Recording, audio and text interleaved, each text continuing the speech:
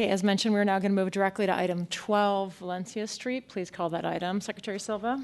Item number 12, approving a center running protected bikeway and traffic modifications using reversible and/or adjustable elements and curb regulations to provide more access for people and goods on Valencia Street between 15th and 23rd Streets, as set forth in items A through AA in the agenda until October 31st, 2024, to improve safety for all modes of transportation and enhance comfort for people walking and biking along the corridor as part of the Mid-Valencia Bikeway Pilot Project. Okay, Ms. Long, please go ahead. And I'm just going to say one thing, which is thank you to Vice Chair Borden for being here. I know that you're sick. We're going to try to get through this as swiftly as we can so that you can go home and rest. It means a lot that you are honoring your public service by being with us today. Please go ahead. All right, good afternoon, directors. My name is Kimberly Leung, and I'm an engineer with the SFMTA Livable Street Subdivision and the project manager for the Valencia Bikeway Improvements Project.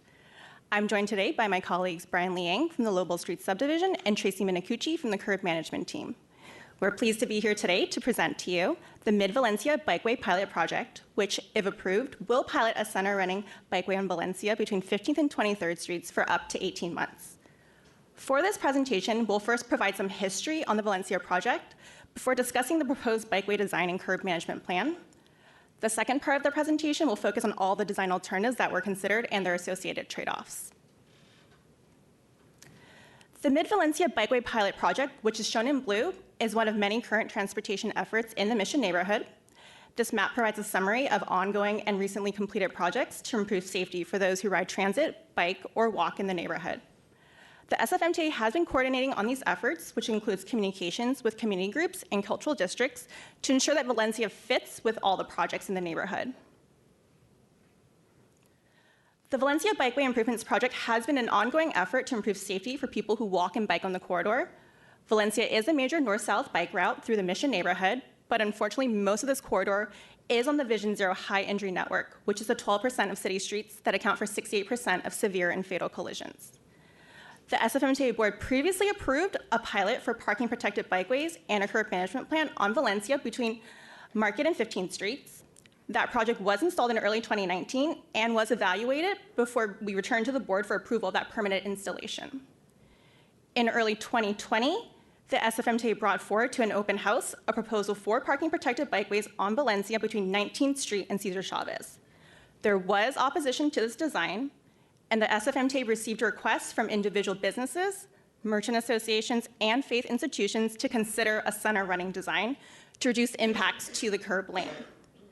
Before staff could finish working through concerns on the parking protected design with community members, the project was paused due to the COVID-19 pandemic.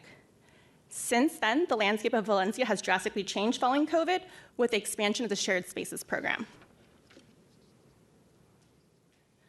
The SFMTA resumed work on the Valencia project in spring 2022 and focused the design efforts on mid-Valencia between 15th and 23rd Streets to provide connectivity to the protected bikeways north of this section.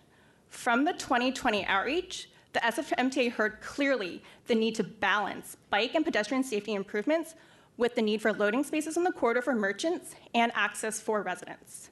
Staff also heard the importance of maintaining the shared spaces on Valencia as part of the overall project. This image from Google Street View from April 2022 highlights the challenges that this project is trying to address. Here you can see the competing needs of the corridor with new shared spaces along the curb, vehicles pulling across existing bike lanes to get to and from the parking spaces, and vehicles double parking in the bike lanes. For this pilot project, staff identified 3 key goals, which are to improve safety for all who travel on Valencia Street, to preserve the economic vitality of the corridor, and to ensure the movement and access of goods and people. Valencia between 15th and 23rd Streets is on the high injury network. From 2018 to 2022, there were 132 collisions, including a fatality, on this section of the corridor.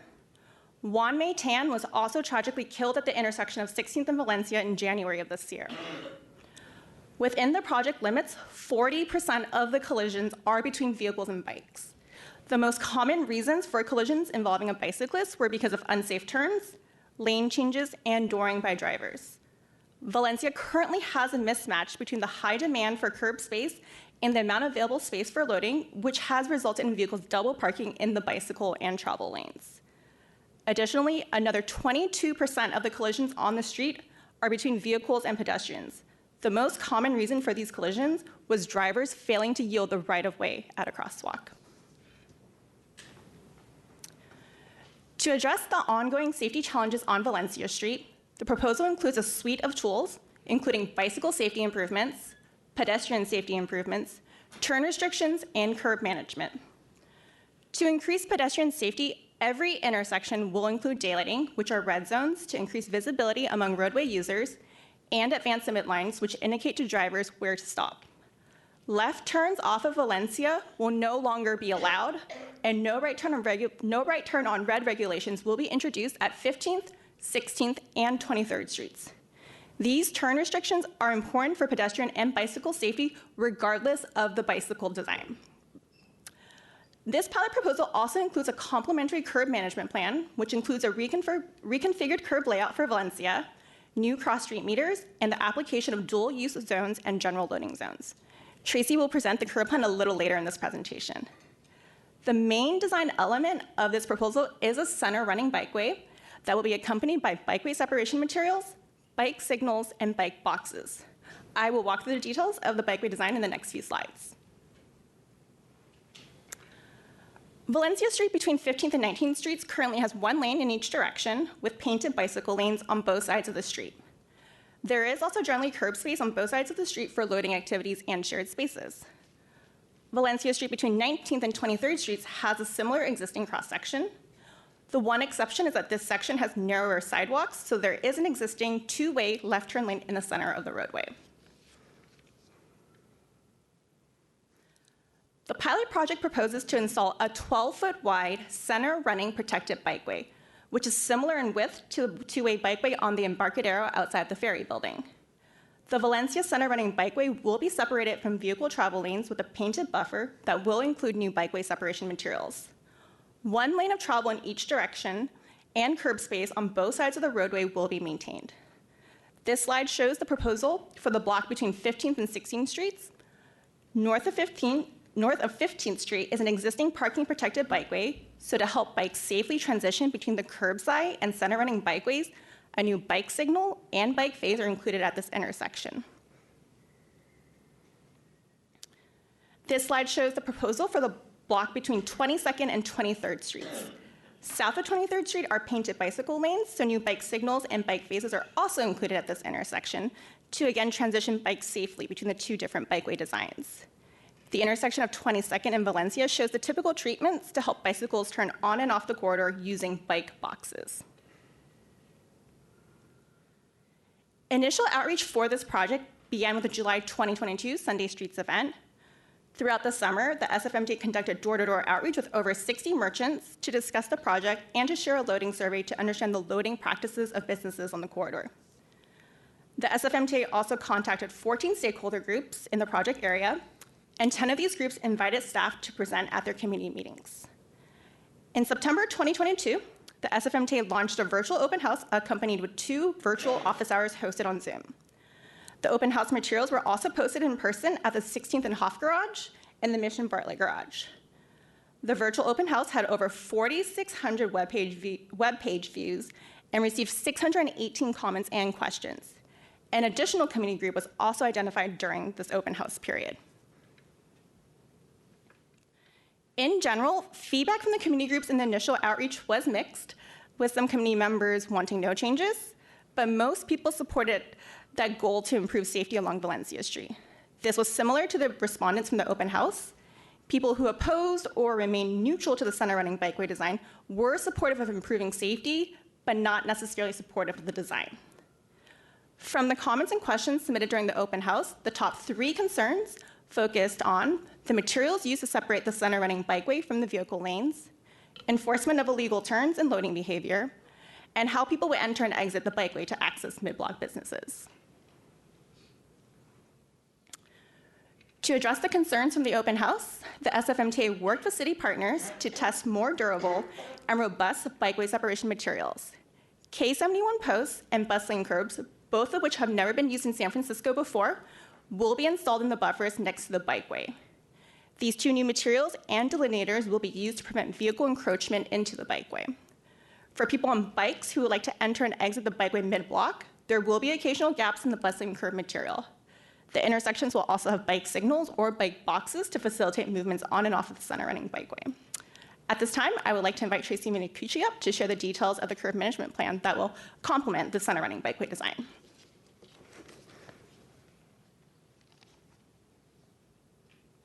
Good afternoon, directors. My name is Tracy Minicucci. I'm with the Curb Management Group. I'm also joined by my colleagues Francesca Napolitan and Shada Hagu. In 2020, this board approved the curb management strategy. The curb management strategy lays out a framework for curb management that prioritizes transit, the safety of all road users, and the efficient movement of people and goods. And we're here today to talk about what it looks like to put that framework into practice, basically, via this proposal. My team is embedded in this project due to the double parking on Valencia and the need to manage that with some curb management. With the center running bikeway design, there will be no place to double park on Valencia, so the need to accommodate loading at the curb becomes that much more acute. So today what we see on Valencia is basically a demand for loading overflowing. It overflows into the bike lane, into the vehicle lane, and from 19th to 23rd into the center turn lane. Shared spaces have also impacted loading all over the city. On Valencia, they have replaced loading zones, they have shortened loading zones, they have obscured loading zones between two of them at times, which renders that loading zone basically useless. And in general, there was a need for loading on Valencia before shared spaces and before the pandemic, but that has been exacerbated along with the increased behavior in the people using on-demand app-based delivery systems, basically. So we're attracting more vehicles and we have less curb space. In October and December of 2022, we began our evaluation data collection with our baseline data collection. And what we saw was not a surprise, which is that the loading, most of it is happening in the bike lane, in the vehicle lane, and in the center turn lane, depending on where you are along Valencia. So this baseline data, citation data, some limited data that we got from Uber, all helped us develop our proposal, but more importantly, our merchant surveys, our merchant loading surveys, our conversations with merchants, and our face-to-face talks that we had when we did our door-to-door last summer all went into the proposal and gave us all of that specific information of basically how much vehicles are you attracting, is your business attracting, how long are they, what time do they come, which days of the week, and all those specifics were the input for our proposal. One of the new tools that we have for curb management in San Francisco is a new type of loading zone called a general loading zone. And that was legislated in 2021. It was born out of the pandemic pickup zones. And this is a loading zone where any vehicle can load for up to 5 minutes, and you can legally leave your vehicle unattended. And so what we do in this proposal is we combine general loading zones and commercial loading in the same zone at different times of the day, and we call them dual use zones. And the idea is to get as much efficiency as we can out of the curb, tailored to block by block need in terms of what hours people need the regulations. And we use this liberally in our proposal all the way down Valencia. Most of these zones, as I said, are commercial during the day, commercial loading during the day, and general loading at night, but there are some variations depending on each block's needs. Some of the side streets on Valencia are not metered west of Valencia, between Valencia and Guerrero, and so we're adding a little bit of meter parking around the corner on those cross streets to provide more availability so that people can get closer to Valencia or as close as possible. We're adding overhead signs for the dual-use zones that are larger than normal, and they're meant to really to attract the attention of drivers, and it's a consistent message all throughout the corridor. Here's a place where I can pull over for 5 minutes quickly and get back out on the road and provide space for somebody else to use. We're coordinating with our parking control officers for enhanced enforcement during the rollout. And of course, we can tweak any of these zones quickly as soon as we start getting any input. We're starting to collect data 3 months after the construction has ended. So when we see signs of any need to change the zones, we can do that quickly, change the hours, change the length, change the location, whatever needs to be done there. And then finally, we're going to produce some educational materials and flyer the vehicles on Valencia before the construction, during the construction, and after the construction. That will explain anything new, the changes, what to expect, basically how to use Valencia with this sort of new configuration. And there'll also be staff on the ground along with the PCOs for the rollout, handing out more flyers, answering questions, and guiding people and helping them adapt to this new configuration. So there's two main types of blocks in this project area. There's the 15th to 19th and the 19th to 23rd. The 15th to 19th are skinnier roadways, as Kimberly described, but they're also much more dense with more businesses on each block, more parklets on each block, less curb available. And in general, this is where we find the double parking is more acute in these areas. So we've been particularly aggressive in this section in adding loading. And so what we do is we lengthen existing commercial loading zones. We sometimes add the general loading zone hours on top, which makes it a dual use zone, as I was describing earlier. And then we add new zones where we could. And for the 19th to 23rd section, the roadway is wider. There's a little bit less density of businesses, a little bit less density of shared spaces. But what we have is a sort of a custom of people loading in the center turn lane. And so we still need to accommodate that loading at the curb. So even though there isn't as much density as there is in that other type of block, we still do need to provide some extra loading in this area because as we see, that demand is overflowing into that center lane. And when you put the bike lane there, they need a place to go. And as I mentioned earlier, there will be no place to double park, so we have to accommodate that at the curb. So this is a brief summary of all of the changes. We are doubling the amount of loading. That's what we're proposing to do. I won't linger too long on this slide so that we can keep things moving, but we can return to it later if anybody likes. And with that, I'm going to hand it back over to Kimberly.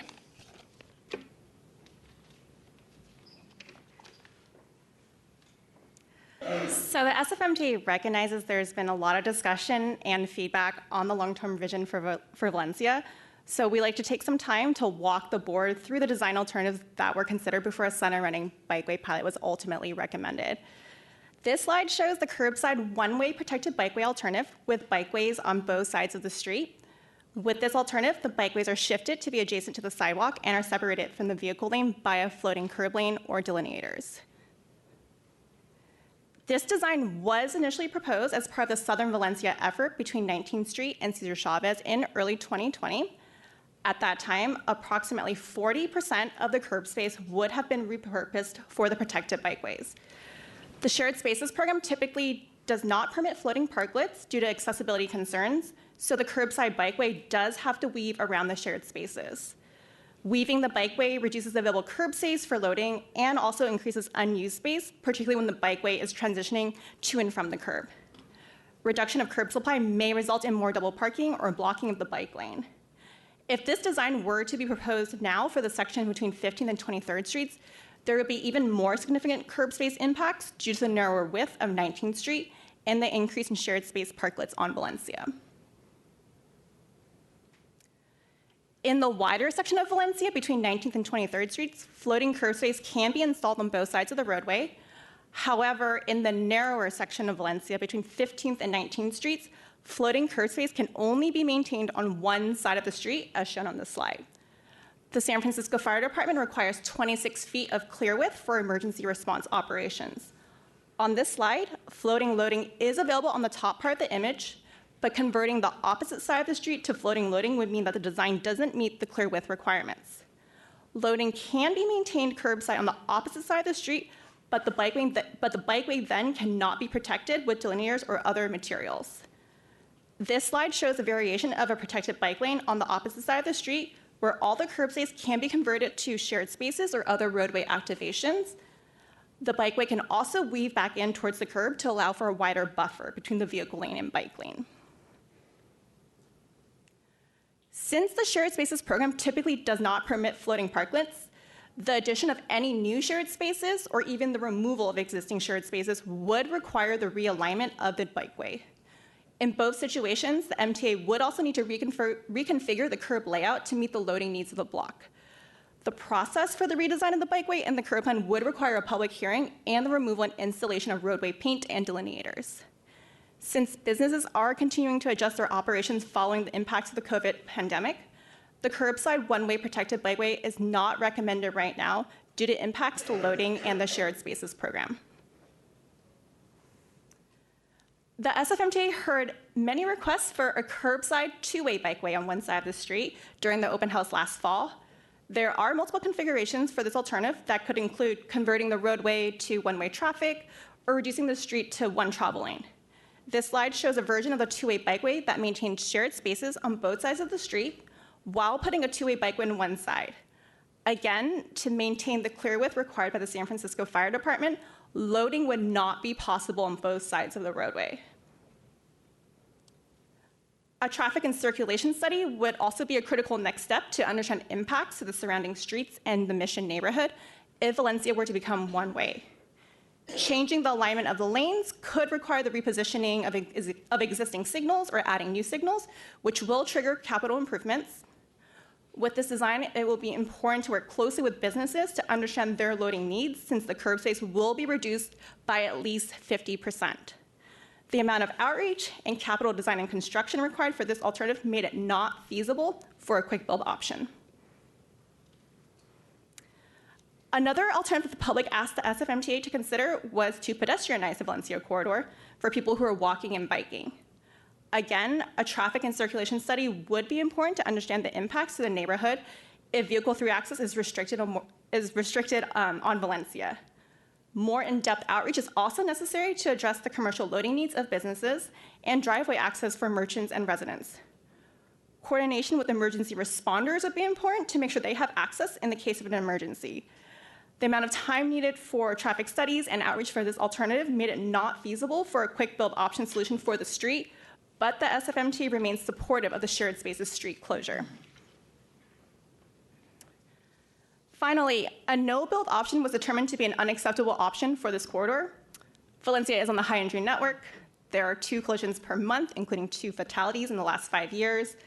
More than half of these collisions involve a person biking or walking. Double parking is also a major issue for all users on the street. A no-build option would mean that these safety issues will continue. Given the design constraints at this time, the SFMTA is recommending a center-running bikeway pilot between 15th and 23rd Streets for up to 18 months. The bikeway design and curb plan will be evaluated on metrics including safe behavior, effective design, and mobility. Staff have also been working with community groups to refine the metrics for this project. To gauge the changes in safe behavior, observations will be made of user compliance with the new left turn restrictions and bicycle signals, vehicle speeds, and bicycle and pedestrian conflicts at the intersection, traffic collision data, vehicle loading behavior, bicycle positioning along the street, bikeway ease of access, and emergency vehicle interactions with the bikeway are metrics that will be evaluated to determine if the center running proposal is an effective design. To better understand mobility trends, bicycle, pedestrian, and vehicle volumes, transit travel times, and changes in vehicle congestion levels will be observed. Intercept surveys will be conducted to understand where people are coming from, where they visit along the corridor, and the mode they use to travel to and from the corridor. Ultimately, the findings from this bikeway pilot will help inform the long-term design for the Valencia corridor. If approved, this bikeway pilot and curb management plan will begin implementation later this month. The SFMTA plans to make observations and collect data on the evaluation metrics at the fall 2023, spring 2024, and early fall 2024 milestones. By end of 2023, staff will report back to the SFMTA board on the initial findings from this first evaluation period. If this pilot remains in place for the full 18 months, the SFMTA will return to this board with recommendations for long-term improvements no later than fall 2024. Starting this summer, the SFMTA will also be studying the long-term visions for Valencia Street and working with community members on additional pilot treatments that could help inform those long-term visions. Staff would like to acknowledge the support of Supervisor Ronan in providing NTIP funds for this study. This study and these potential pilots will consider placemaking elements and traffic circulation changes along Valencia Street to further the SFMTA and the community's pedestrian and bicycle safety goals. Thank you for your consideration of this 18-month center running bikeway pilot for Valencia Street. We will be happy to take any questions that you may have. Okay, thank you for so much hard work that you've done and for all the hard work that is still to be done to realize our collective vision for Valencia Street. Colleagues, I'd like to open it up for any clarifying questions from this board before we go to public comment. Any questions? Or Fiona on the phone? Okay. So I'm going to make a couple requests of the public and the board before we open it up to public comment. One is I'd like to ask my colleagues to really listen actively and carefully to what we hear from the public and to try to note the themes that are coming up again and again in comment so that we can center our board discussion following the comment on those themes. So please take notes and we can kind of organize those as we go. And then to the public, I'm going to ask you all you can complain all you like, that is your right. This board also has to take an action today. So I'm going to ask you in your comment to please be as specific as possible with what you would like to see this board do, because again, we are going to be taking an action today. To be perfectly honest here, I'm a little bit torn. I was going to limit the public comment to 1 minute, but I know there's a lot of feelings about Valencia Street. And I'm going to go ahead and say that's because so many of us love and care so much about Valencia Street. And so we want to hear from you. So I'm going to make the decision that may be unpopular to keep it at 2 minutes of public comment for this item because we do want to hear from each of you. I will ask you in exchange to, if you feel you can get your comments across more quickly than 2 minutes, everyone in this room will love you more. So with that, I will open up the microphone to public comment for those in person. And thank you again for being here. I do have speaker cards. Bruce Westland, Demetra Page, Peter Nori, Susan George, Amandeep Jawa. Good afternoon to all the board members and the commissioners. My name is Demetria Page, and of course, I do have a lot of feelings and things like that about what's going on. I do live on Valencia Street, and so I grocery shop, do businesses and everything. So from what I hear, I looked at the proposed plan, and I may be incorrect. There are 84 parking spaces or even more that are going to be eliminated and turned into commercial parking. I have a concern about that. There are many residents who live on Valencia Street, many apartment buildings on Valencia Street that do not have garages. And so we need these parking spaces. Also, I hear the curb management team. They said they went out to the businesses and did surveys. What about the residents, as if the businesses are important? We have a lot of residents who live there, and this will impact the residents who needs that parking space. Why are these parking spaces being eliminated and turned into commercial loading zones? 2, what is the purpose of red zones? Please explain that. And also, we need people to come out and do surveys to the residents and get feedback from the residents. How would this impact us? Okay, there's going to be a lot of changes. I understand the safety for the bike lane. So that, I'm not opposed against the bike lanes being put into the middle of the street because that may be even very safe for the bikers, you know. My thing is I'm with safety, but please don't impact my livelihood because the businesses are not the only ones. They are doing business. They don't live on Valencia Street, okay? You have residents who need that parking space, and you have business owners and employees who need those parking spaces as well. Not everyone can ride bikes. Thank you. That's your time. Thanks for being here. Next speaker, please. Hi, I'm Bruce Westland, and as an introduction, I live at 17th at Valencia. I get around by walking if it's up to 1.5 miles. If it's farther than that, I ride my bike, and occasionally I take the car for big shopping and out of the city. I appreciate the people worked on this idea, and there are a lot of constraints to work with, but the one that they've come up with is not one that I support. My first concern with the bike lanes is that it's 6 feet wide each direction. It's not wide enough. People passing typically right now in the 6 feet lanes go into like the buffer area there. If there are people going in both directions trying to pass, there's going to be some constraints. Also, getting in and out of the bike lane is not a good way to go. If you want to get out mid-block, somebody's going to stop mid-block and bikes are going to like run into him from behind. I don't see why people thought that was a good idea. I also have a concern about the no left turn restrictions. I've made an informal poll of my friends and neighbors, like, what would you do if there's no left turn off Valencia? At some point, some are saying, well, I just go around to Guerrero, which is not a very pedestrian-friendly street as it is. Maybe you could look at the whole corridor holistically with Mission Valencia and Guerrero to make sure it's safe for pedestrians. A lot of people, when they realize, oh, I'll just go mid-block, make a U-turn, and head off the other way, that's going to cause a lot of traffic congestion. So I really think that the left turn restrictions and the idea needs to be changed. Also, I was riding home the other day on my bike and came across some utility work, and they had closed the north side of the street from the center of the road to the sidewalk. It's like, okay, if they need to do that in this design, where are you going to close the cars? Can't go on one side of the street, and then they're going to have to like go around the block or something. It just doesn't seem to make sense from a long term. Thank you. Thank you. Next speaker, please.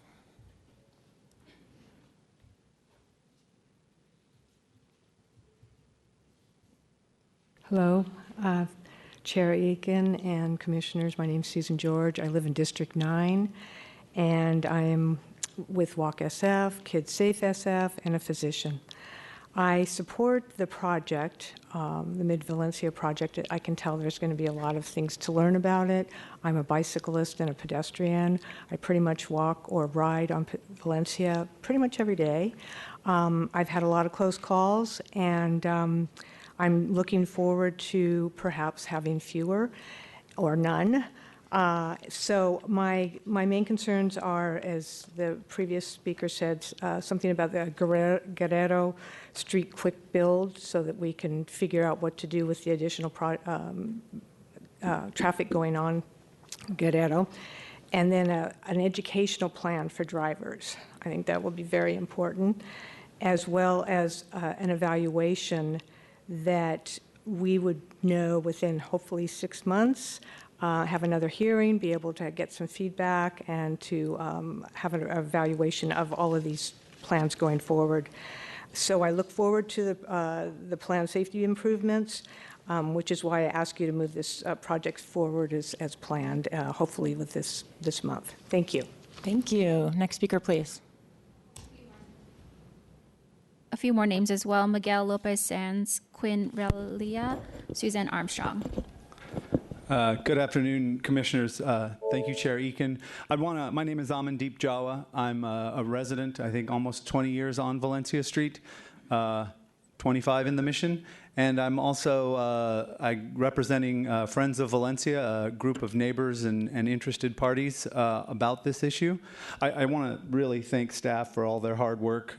It really has been a lot of work, and it always comes down to, how do we unravel the knot of Valencia Street? And I think you nailed it. It really is that Valencia is this wonderful place that we all love despite itself. I mean, that's really what it is, right? It's one of the best pedestrian, biking, family, everybody streets in San Francisco, and it has almost no affordances to make it that, but we use it anyway. Every once in a while, you see Valencia erupt into that more beautiful Valencia that it could be. When Manny started the Friday night closures and Saturday night closures, on Sunday streets, we've seen that. So Valencia wants to be so much more than it is. And it's really hard to figure out. It doesn't really work for anyone right now. It doesn't work for the drivers. It doesn't work for the pedestrians. It doesn't work for the bicyclists. And the businesses struggle, right? And they're all super important. So I ask you to approve this plan. I support this plan, not for the details of the plan, but for the promise of change on Valencia Street. I think we don't believe that the choice is center lane or side lane or this or that. The choice really is, do we continue to stagnate on Valencia, or do we start trying things? And a pilot, as long as it's done well, is almost a no-lose, right? Because we will learn things. We can pull it out if it doesn't work.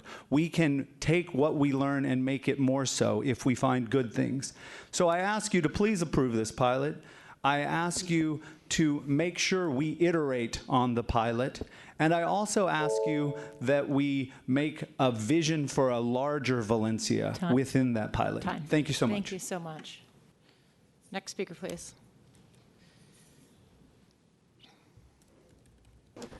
Hi, my name's Peter Corey. Thank you for the opportunity to speak to you guys.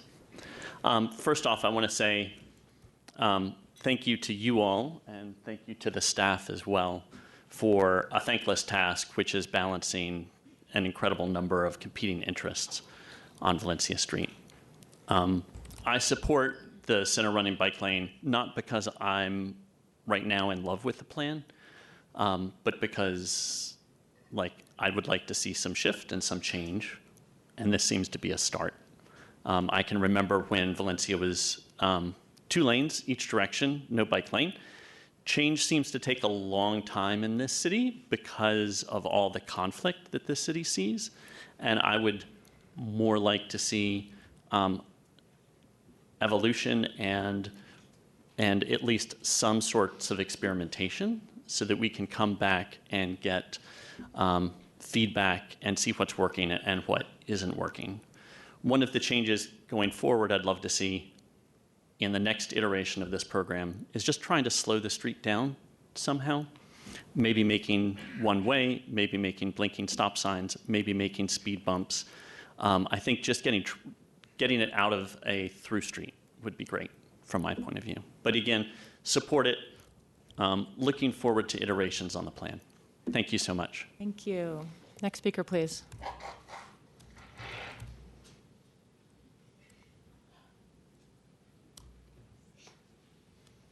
Hello.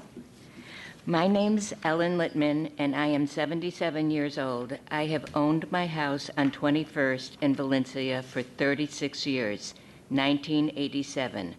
I am a social worker, a mother, grandmother, and I love my neighborhood.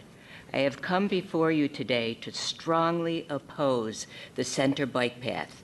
I want to keep Valencia Street and the surrounding area safe, for the proposed bike line is dangerous for bikers, drivers, and pedestrians. The increase in traffic on our peaceful neighborhood turns into a virtual thoroughfare. I urge you from the bottom of my heart to vote against this measure. Please help me to protect all the neighborhood children who deserve to be safe. Thank you.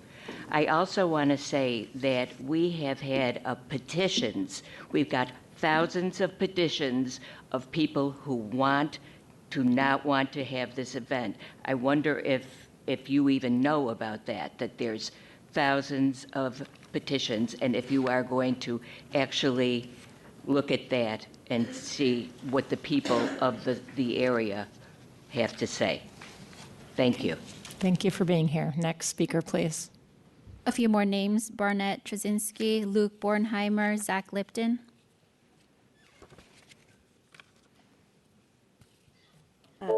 Good afternoon. My name is Elizabeth Dunn. I'm a former resident of Valencia Street neighborhood. And I was a bike rider, I was a bus rider, and now I can no longer clearly ride a bike. I don't find the present abilities of the bus transportation system to be safe or efficient, getting in trouble getting on and off. and just the ridership problems. So I now use my car for a variety of interests. I have a number of friends in Valencia area, and the problem that I see with this proposal is that without a doubt, 84 curb spots will be eliminated in favor of a variety of other groups who legitimately need use of that space. But repeatedly in the changes of parklets and a variety of other measures, curb spots have been sacrificed.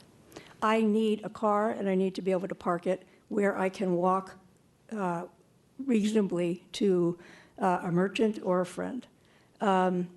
And that's my main point. The other point is I was really quite pleased when the left turn cutouts appeared on Valencia Street. I thought it was a simple, very inefficient, very inexpensive measure which increased the safety and flow of the traffic. This seems like an enormous project for a pilot, for the cost and efficiency, and I think I hope that the dangerousness of some of the changes in going from 15th Street to 16th Street in the middle and then going back to the side doesn't result in collisions and any other further injuries. So thank you very much for taking your time to hear me. Thank you. Thank you for being here. Next speaker, please.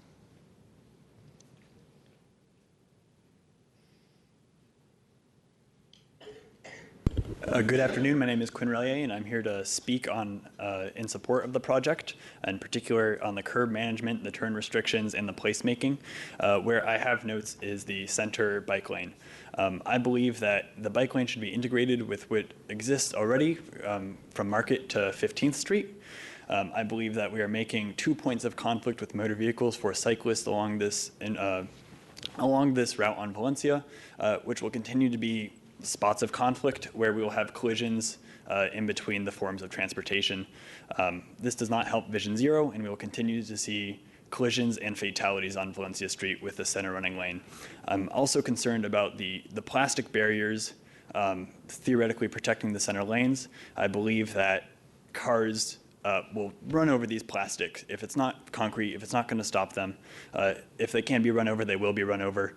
And I think that's going to put cyclists at risk. Even though we have a lot more curb space, I think we're still going to see some double parking in this middle lane, but we won't know until we actually see what's going on.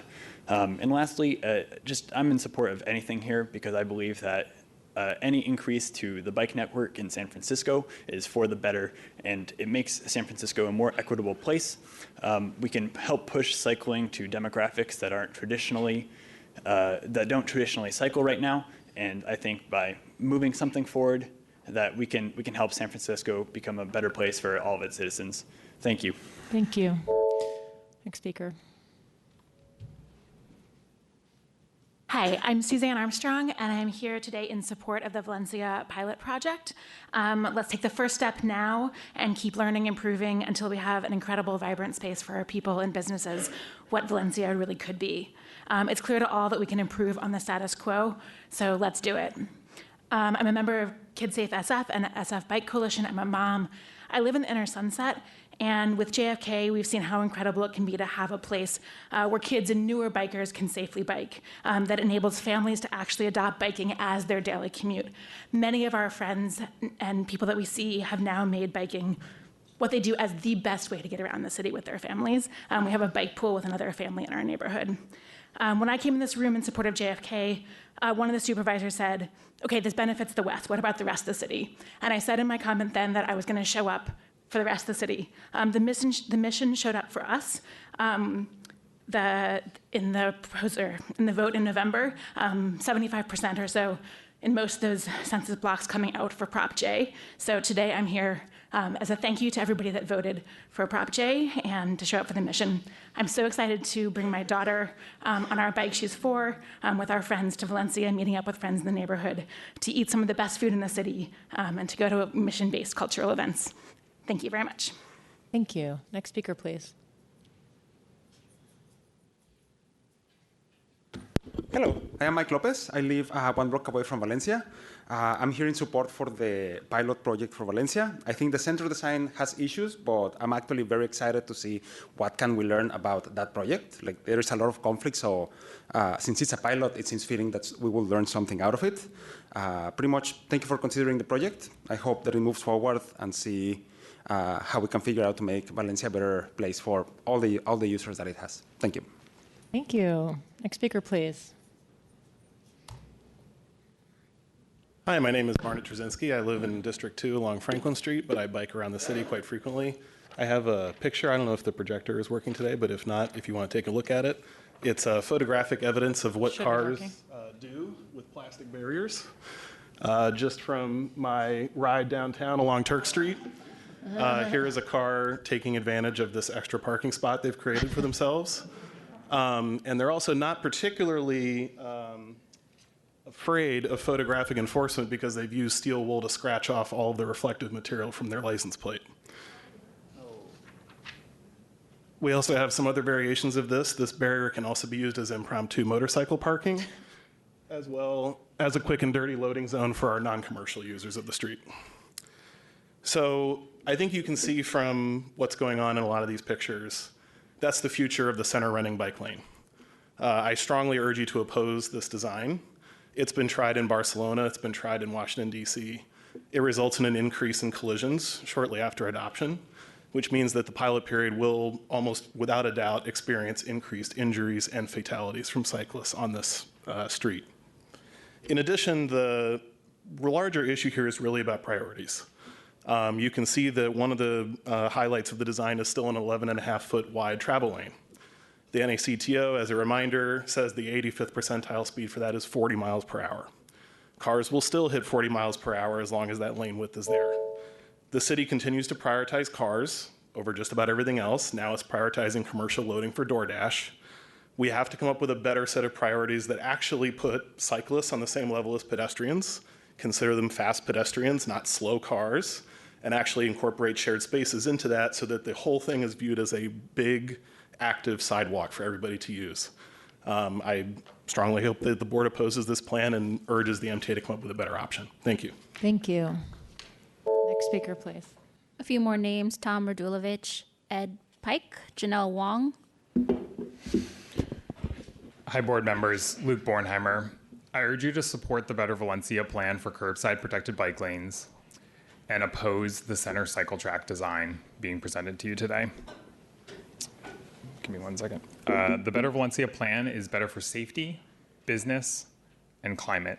Over the past 3 weeks, and especially the past few days, the Better Valencia campaign has faced increasing pressure to stop, while wealthy, well-connected individuals have attempted to discredit me and this grassroots movement for protected bike lanes on Valencia Street. Nevertheless, over those same 3 weeks, more than 900 people have supported the Better Valencia plan. That's more than 11 times as many people that supported the center cycle track design during SFMTA's outreach, which showed 13% support. And more people than who wrote letters in support of the permanent Slow Streets program. Last year, our city had more roadway deaths than in any year since we signed the Vision Zero pledge. And our sustainable mode share is moving in the wrong direction as well. Meanwhile, San Franciscans overwhelmingly support sustainable transportation infrastructure and are demanding our city build more world-class bike infrastructure as soon as possible. Curbside protected bike lanes have been proven time and again to reduce double parking in bike lanes, increase revenue for local businesses, and get more people to bike. San Franciscans are organizing to demand better bike infrastructure, including curbside protected bike lanes on Valencia Street, but they need you to lead and have the courage to do what's best for our city, our people, and our planet. To the advocates in the room, everyday San Franciscans need us to advocate for them here, now. All of us must speak up now to advocate for what is right, just, and needed. If not us, who? If not now, when? I urge you to support the Better Valencia plan for curbside protected bike lanes and vote against the center cycle track design. Thank you. Thank you. Next speaker, please. Good afternoon, Zach Lipton. I'm frustrated. I'm frustrated that we keep finding ourselves here where we spend 5 years only to arrive at a design that, frankly, there's not a lot of love for. Let's be honest about that. That's not at all a knock on staff. They've done amazing work given the constraints handed to them, and I'm excited by the curb management efforts. I'll join the Bike Coalition's call to space the K71 bollards and ideally add concrete elements within 8 feet or less of each other because I'm really worried about getting hit by drivers making illegal U and left turns across the bikeway. But I really don't want to fight endlessly about whether the bike lane should be here or 10 feet to the right. We know paint and posts alone are insufficient for Valencia to become a premier destination with dining, shopping, art and culture, and public space for both residents and visitors. Fighting over bike lane design isn't getting us any closer to that vision of a thriving, people-first Valencia.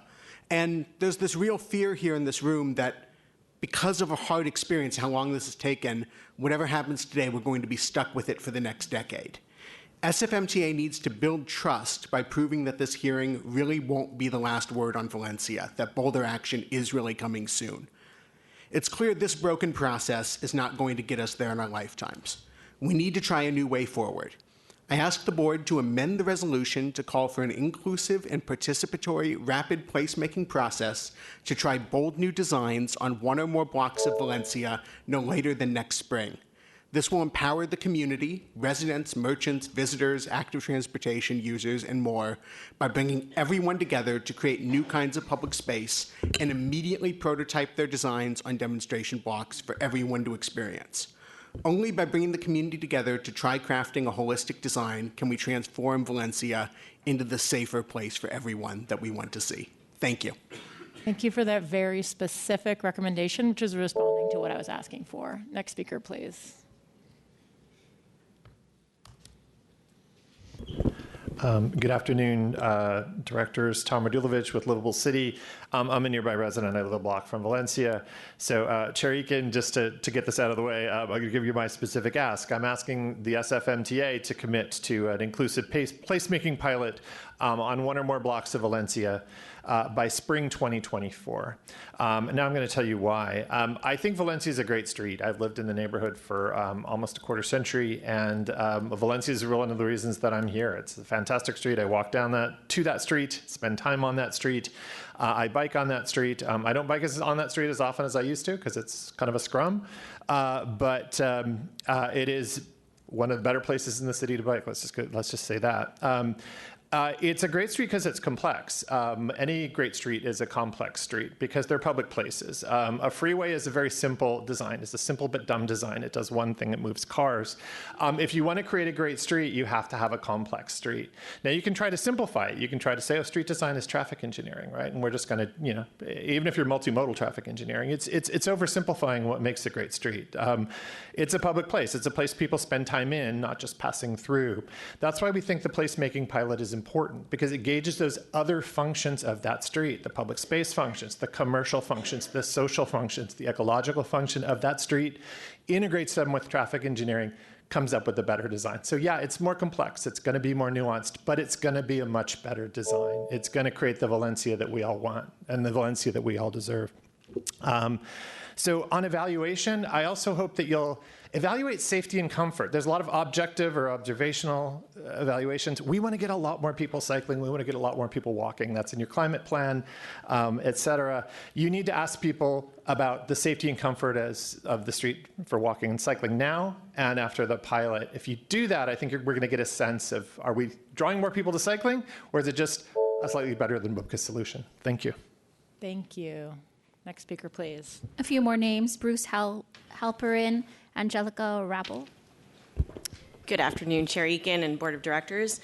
My name is Janelle Wong, and I'm the Executive Director for the San Francisco Bicycle Coalition. As advocates, our organization has been reimagining how to improve Valencia for 30 years.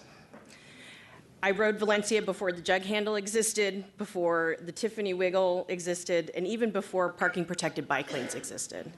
I remember Valencia as a Class 2 bike lane, which means painted bike lanes, from Market Street to Cesar Chavez. I'm here today to express the Bicycle Coalition's support for the center running bike lane pilot between 15th and 23rd Streets on Valencia. The pilot is the only option on the table that can be implemented now, and that's what Valencia needs, is safety now. We can no longer stall improving safety. This pilot allows us to try something now and addresses the biggest concern from the merchants around parking removal, which ultimately stalled the project from curbside protected bike lanes in 2020. Here's what we're excited about. Left turn restrictions for vehicles. The use of more robust materials like the K71 bollards and 4-inch high rubber curbs over the usual soft hit posts that are usually installed with quick build projects. Like others, we have concerns about the ultimate effectiveness of the center running bike lane, but understand that the compromise was between merchants and the local mission community that got us to this point. Quick builds allow us to put improvements in the ground, evaluate them, keep improving the designs, or rip them out completely if they just don't work. Excuse me. In the 18-month deadline that we're working with. We want to make certain that the MTA staff also makes the center running two-way bikes way safer, and here is what we ask. Ensure a robust and collaborative community process for future designs and changes to Valencia. Implement clear signage and multilingual education and outreach to ensure proper road usage and compliance for all road users. Instate specific goal metrics for design. I'm just going to say this really quickly because my time's out. We want 0 encroachments to the bike lane. That's one of the #1 things. Thank you. Thank you. Next speaker, please. Hi, thank you for the opportunity to comment today. My name is Ed Pike, and I have been biking, sometimes walking, sometimes driving on Valencia Street for over 25 years. It's a great thoroughfare for commuting, recreation, going out to dinner. You all know all this already. And I am in support of the pilot. Let's give this a try. I'm in support of physical barriers that improve safety for cyclists. I would second the photos of the soft hit posts sort of being a target for certain motorists. So I think, having kind of like hardscape is a much better solution there. And I think there is a lot of encroachment on the bike lanes. I'm sure you've all heard that quite a bit. It is a scrum going on Valencia. I've been riding on Valencia for over 25 years. And it is quite a mess, as I'm sure you all know. So again, I encourage you, let's adopt the pilot. Let's see what we can learn and move forward from there. Thank you. Thank you. Next speaker, please. A few more names: Stacy Randecker, Sasha Ortega. Good afternoon. Bruce Halperin again. I live just off of Valencia Street at 23rd and see how vital it is as a bicycle corridor, both for people traveling through and, crucially, for patronizing businesses on the street. Every single day, I have to deal with numerous cars and trucks blocking the bike lane while double parking or legally parking along the curb. I've also seen how the segment north of 15th Street, where the bike lanes are parking protected, works extremely well to keep all road users safe, jogging around parklets when necessary. Numerous people who ride bikes every day along this corridor have repeatedly expressed to MTA staff that the center running design will be unsafe, uninviting to new riders, and difficult for people who wish to access businesses via bicycle. Absent physical dividers like K-rail, drivers will violate the center running lanes. Plastic posts and low curbs are not sufficient. The design does nothing to reduce car traffic or car dependency, create protected spaces for bike riders, or enliven the street. Despite the strong opposition, staff have chosen to recommend this plan, which violates NACTO standards and best practices found in bicycle havens, such as the Netherlands. When Washington, D.C. implemented a similar plan along Pennsylvania Avenue, collisions went up. This cowardly design prioritizes the convenience of drivers rather than the safety of vulnerable road users who use Valencia Street daily. I understand that no one wants to see further delay on Valencia, but locking in a bad design would be worse than keeping the status quo, because it makes doing the right thing harder later. History shows that this board will have the attitude, we just put in these new bike lanes, job well done, and oppose making further changes, as happened with the hazardous Polk Street. I strongly urge you to reject this dangerous plan for Valencia Street and direct staff to design curbside, parking protected bike lanes like those already in the ground north of 15th Street, which are proven to work. All that being said, if you do decide to approve the center running lane pilot, please also approve a placemaking pilot so that we can have a block or two demonstrating what Valencia might look like with fewer cars or ideally no cars at all. Thank you. Next speaker, please. Good afternoon. My name is Angelica Rappi, and I want to thank you for the opportunity to speak here today. I have lived in the neighborhood, that means the Valencia Street neighborhood, for more than 30 years. I have used the bike lanes on Valencia Street to varying degrees, but always at least 2-3 times a week, sometimes 6-7 times a week, depending on what I need to get accomplished in a given day. So even though from everything I've read before coming here, it sounded like it's a foregone conclusion that you're going to approve the center-run bike lanes. So it's kind of an act of futility here. But nevertheless, here are my 2 cents. Why I do think that it is not the best option. Having watched changes to bike infrastructure for more than 30 years, the changes always appear to make biking better and more appealing to new riders. Addressing varying degrees of safety or lack thereof. And I feel the center-run bike lanes do not fit the bill, right? It is inconvenient and potentially dangerous. So if I want to go somewhere mid-block, if I want to do the safe thing, I need to go to the next corner and backtrack, or kind of go the first, depending from where I come, right? So that means I have to actually cross a lane of traffic and to frequent a business or whatever I want to do, right? So the best option, in my opinion, is a curbside protected bike lanes. It's an equitable option because it addresses all the stakeholders. Pedestrians are already safe except at the intersection. The bike lane is next to the curb, so I can do whatever I need to do. Then we have parking and cars. The cars are next to parking, and then all they need to do is watch out for bikes coming up and down. And so I encourage you, I request you, do not pass the center lane. Okay, thank you. Next speaker, please. A few more names: Trevor Chandler, Lizzie Sin. Hi, Stacy Randecker. I'm sorry, but center running lanes is the wrong solution. Drivers don't read signs, they read the road. And those drivers will turn us into victims, not just with car drivers, but with each other. You get spooked by a driver going by, you bobble over, and now they've crashed into me, and now I've crashed into a car. Boom.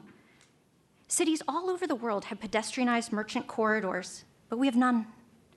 Our city has one of the most environmentally conscious, wealthy, and well-educated citizenry in the world, and we have no pedestrianized merchant corridors?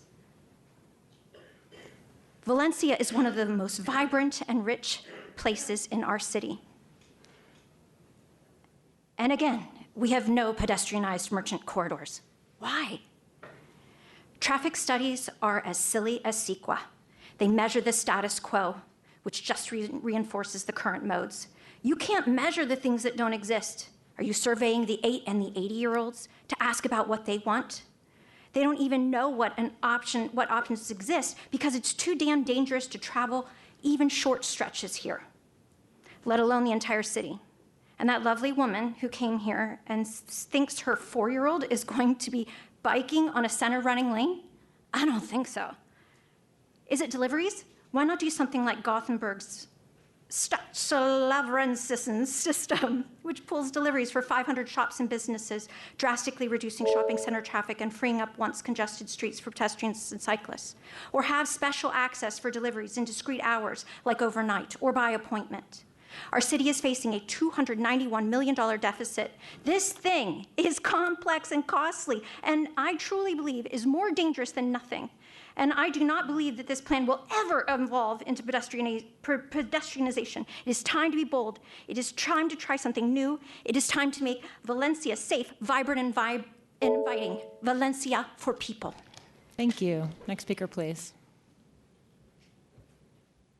Hi, my name is Sasha Ortega, and I've been biking in the city for about 20 years. I remember when Valencia got bike lanes. It was probably more than 20 years, and we cheered. And we thought it was the best thing. And the change was great because Valencia used to look a lot like Mission. And Mission works somewhat well for cars. Guerrero works somewhat well for cars. Valencia doesn't work for anybody, and you've heard that already. It's biking on it. My friends and I, we go over and use Folsom if that's convenient for where we're going, because Valencia sucks.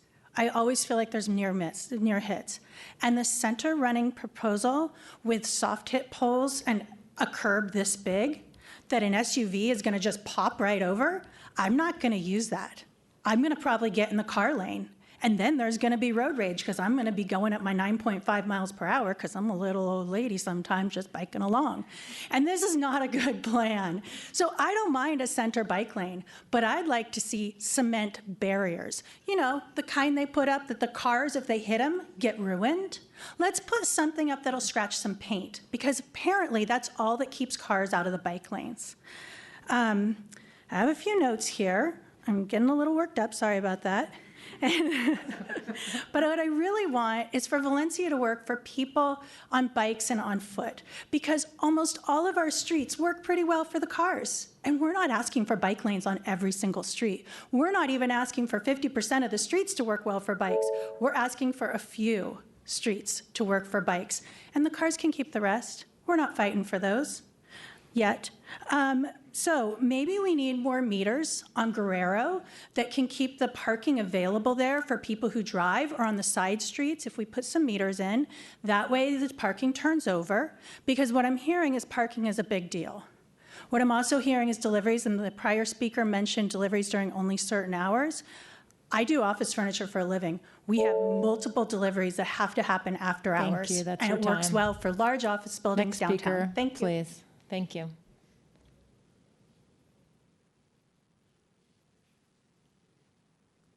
Hi there, Aaron Breitwar again. I live in the Mission. I moved here because of the ease of mobility. I have an 11-year-old and we get around the city by skateboard and scooter. As a skateboarder, I am used to just getting in where I fit in. So we're clear, I'm in support of the program. Of course, I would love a car-free Valencia, very much in support of any placemaking activity. My specific ask is that we build into the analysis for the success of the project a layer that is explicitly dedicated to small wheeled devices. Affordances for which have knock-on effects for all of our neighbors of all ages who use canes, walkers, crutches, wheelchairs, and other mobility aids. Specifically, I want to draw attention to the frequency of the bollards. I have something here. I encountered this on the way here. At this level of frequency, we have a tripping hazard, which is counter to the mandate of Vision Zero. I also want to draw attention to the height of this bus lane here. The height of that is not dissimilar from the height of this not to spec driveway right here. This is a tripping hazard again. Just want to make sure that there is a layer of analysis that advocates for those who go by other means. Thank you very much. Thank you. Next speaker, please. Hello, my name is Trevor Chandler. I'm the mayor's appointee for D9 to the Eastern Neighborhood Citizens Advisory Committee, and I am here to support with some essential safety fixes the Mid-Valencia Bikeway Pilot Project. I thoroughly believe that taking action on this today would show that San Francisco is capable of taking on big ideas and executing on them, which I think is just as important a message to send as the bike lane itself.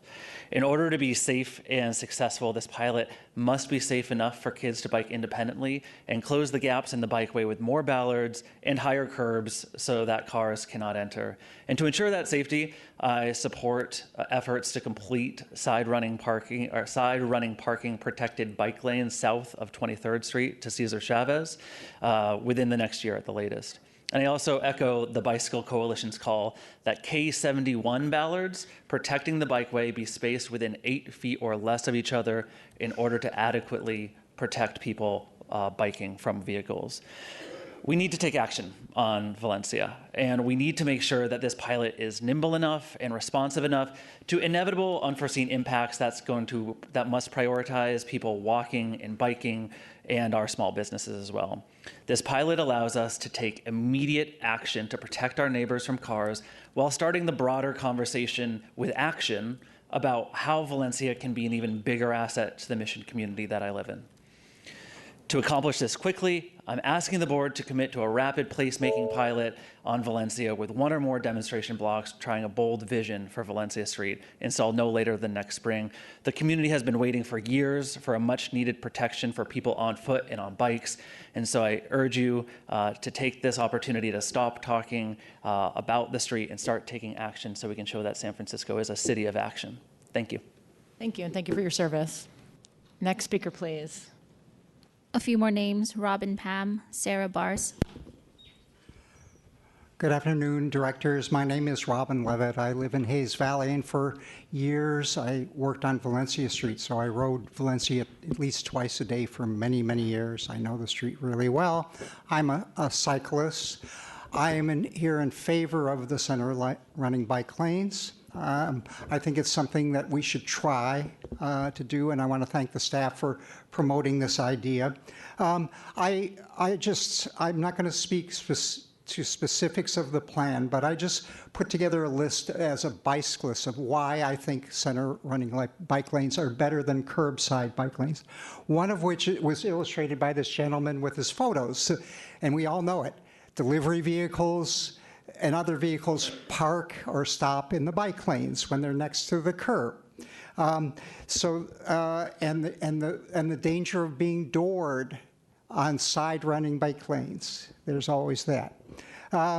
Right turn conflicts. Cars making a right turn, do it quickly. Left turn, they have to stop and think. Conflicts with motor vehicles entering Valencia from non-signalized intersections, driveways, garages. They poke out into the curbside bike lanes now to get out. If next to the curb, bicyclists have to navigate through trash that collects in the gutter. You've got manhole covers, you've got sewer grates, you've got irregular pavement. If anybody's ridden on the Folsom Street bike lane, you know what I'm talking about. The pavement next to the curb is terrible. When it rains, water puddles next to the curb, not in the center. Pedestrian conflicts. Pedestrians step off the curb. The bikes are not as visible as in the center. The phasing of traffic lights. Bicyclists move slowly through intersections. That's your time. Thank you so much. Okay, thank you, and I will share my list with you. Thank you very much. Next speaker, please.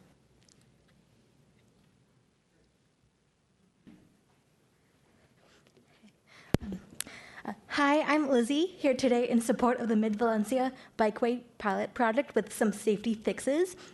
It took me 5 years to bike in the city because I was so scared to do so, but now I love it, and I volunteer with Kids Safe SF and SF Bike Bus, even though I don't have kids, but everyone should be able to bike safely here as a form of transit.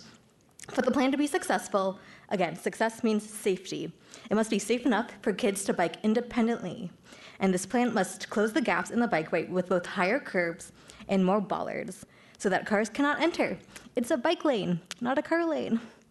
The safer it is to bike, the more people will use it, including local residents and employees. People want more parking spaces? Guess what? The more people bike, the less people drive. There'll be fewer cars on the street, which means less traffic too. Paint and posts alone are not sufficient for Valencia to become a premier destination with shopping, dining, art, and cultural amenities, and more public space. We must take action on Valencia, making sure this pilot, with safety improvements, is the first step in creating a people-first Valencia street that prioritizes people, not cars. Thank you for your time. Thank you. Thank you for being here. Next speaker, please. I have one more speaker card, John Clow. Good afternoon, board members and Chair Eakin. My name is Sarah Bars. I'm a mom, a Sunnyside resident, an organizer with Kids Safe SF, and I regularly ride a bike to get around. Like Zach Lipton before me, I'm frustrated.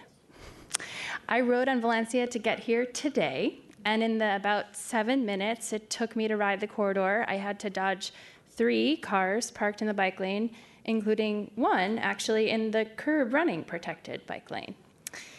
We need action on Valencia immediately. and I am here to cautiously support the Mid-Valencia Bikeway Pilot Project, but I have 3 specific requests. So, number 1, during the 18-month center running pilot, the board should direct staff to use the NTIP funds secured by Supervisor Ronan to conduct a rapid placemaking pilot on Valencia, with 1 or more demonstration blocks trying pedestrianization or one-way Valencia no later than next spring. One lesson that KidSafe learned from the Yes on J campaign was that visitors to Golden Gate Park needed to experience the transformation of JFK Drive to JFK Promenade with community art and activities to fully embrace it. Bringing a little bit of that park energy to the center of Valencia would have the added benefit of reducing through vehicle traffic as well. Given the popularity of shared spaces, we think Valencia has the potential to be a truly awesome destination like JFK Promenade. Very briefly, on the number 2, the pilot must move quickly and iteratively. If it's not working, let's fix it fast. SFMTA must build trust in the community by establishing that they can change it. And the 3rd one, I'd like to echo the Bicycle Coalition's call that K71 bollards protecting the bikeway be spaced within 8 feet or less of each other. Thank you so much for your time and attention on this important topic. Thank you. Next speaker, please. Hello, board members. My name is Robin Pam, and I also lead KidSafe San Francisco. I'm also a mom and often bike on Valencia, although not lately, with children. It's time to move forward with the pilot that's in front of us today. We should provide urgent safety improvements now while also planning for the longer-term people-first future for Valencia that we all want to see. We've seen through the success of the Shared Spaces program and also JFK Promenade that San Franciscans are hungry for more public space on our streets to gather, dine, and shop. Valencia's commercial core could be our first commercial promenade, a vibrant and thriving street for people. And as you just heard from Sarah, seeing that transformation in person was critical for the success of what we saw in JFK. So this pilot is an opportunity to take the first step toward that vision. We're asking the board to pursue this placemaking pilot, directing staff to use the NTIP funds from Supervisor Ronan to pursue a placemaking pilot or demonstration blocks during this quick build period. We'd like to see the pilot be inclusive of the mission community and merchants and test concepts such as a one-way traffic block or even a pedestrianized block during this pilot period.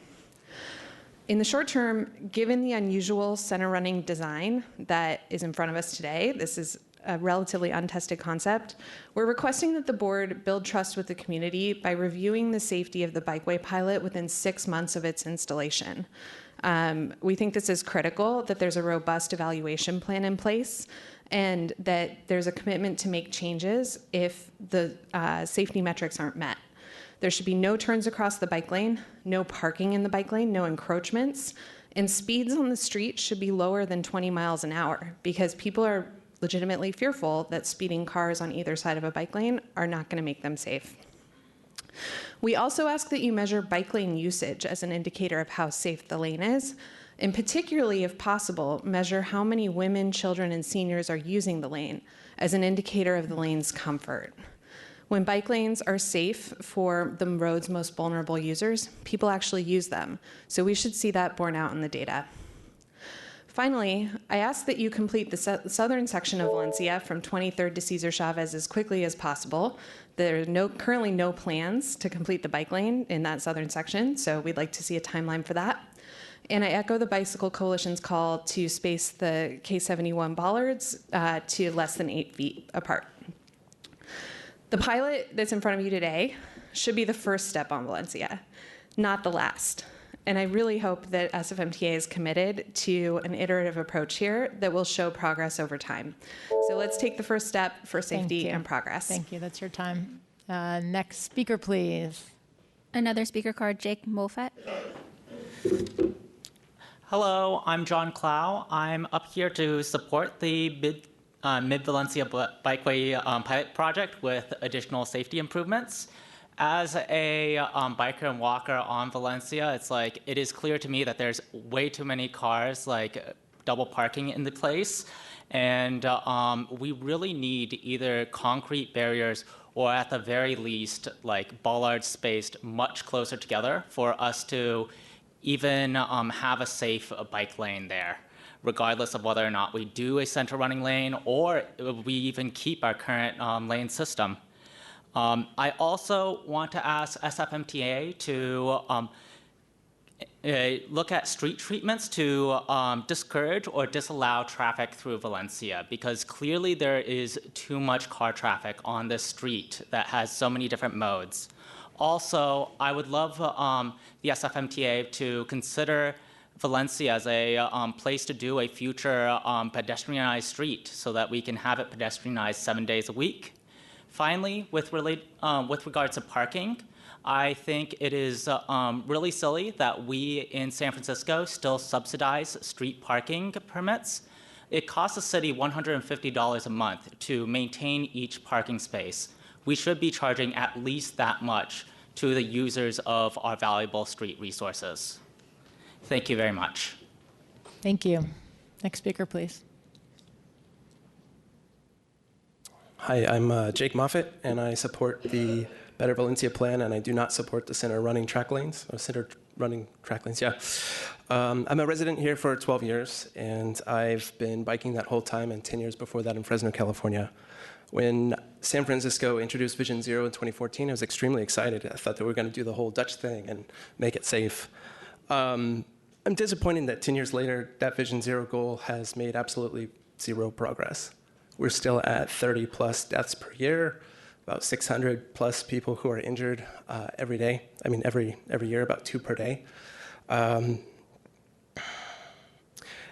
last 2 or 3 years, the respect for pedestrians and cyclists has declined in a very big way. You can't walk without having a car cut you off. You can't ride your bike without getting swerved into or something else. Traffic enforcement since 2014, when we announced Vision Zero, has reduced by 97%. In April of 2014, we issued 11,000 tickets. In April of 2022, we issued 350. SFMTA enforcement of bike lanes has also decreased. At our peak, I just researched this, we were about 800 at our peak. In the most recent February, we're at about 300, 350. What this says is we can't rely on enforcement to make sure that our streets are safe. We need good design. We need proactive design that enforces the way that cars behave so that it makes it safe for people. We know that parking protected works. We know that the bike lane on Valencia that is parking protected has been extremely effective. It's down to 99% fewer violations of the bike lane since that was installed. If Better Valencia is not adopted, I do support concrete bollards spaced 8 feet apart, and the placemaking by spring of next year. Thank you. No I think additional that speaker cards. concludes public comment in the room, so we can open up the phone lines, please. At this time, we do have one accommodation request. Moderator, please unmute Michael Smith.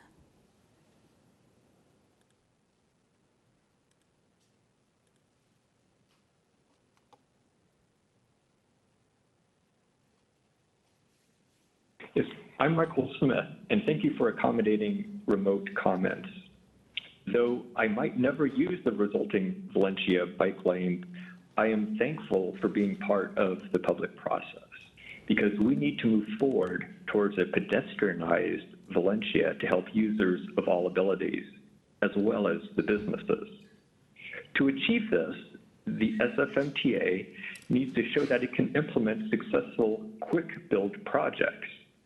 But the current design is unfortunately quick break, not quick build. I ask you to modify the proposal, specifically from 19th to Cesar Chavez, implement side running bike lanes, as the vast majority of the bicyclists have requested. There is already a good design from 2020. It will be safe. Please implement it from 19th to Cesar Chavez. For 15th to 19th streets, temporarily implement center lanes, but with sufficient posts. And that means spaced at a maximum of 8 feet. Otherwise, the center lanes will be a disaster. And lastly, initiate the placemaking plan to create a design that will truly work in the long run for everyone and have a quick, specific deadline for that plan. Thank you. Thank you. At this time, we'll move to remote public comment, not to exceed a total time of 10 minutes. Members of the public wishing to comment should dial *3 to enter the queue. Each speaker will have 2 minutes. Moderator, first speaker.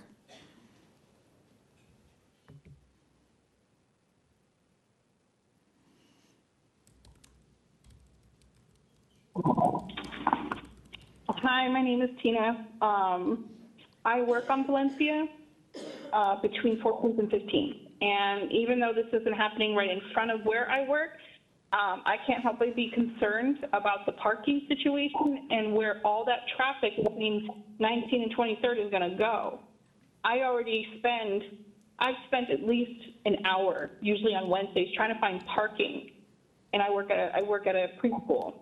And several of the teachers I work with have the same issue trying to find parking.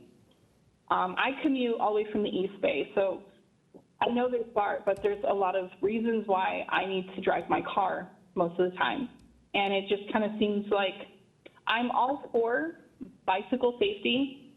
It just kind of seems like maybe there's more priority for commercial and delivery drivers than there is for the residents and the people working alongside the residents. There's where I work, there is an apartment complex, and they don't even have enough parking for their residents.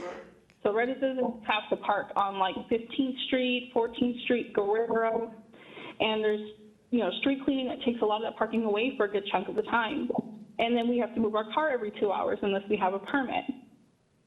I'd like to know how SFMTA is going to alleviate the stress of trying to find parking so we can work, because if there's no parking for employees, how is Valencia going to move into this paradise everyone talks about if you don't have anyone to run it? 30 because seconds. We have no place to put our cars. Thank you. Next speaker.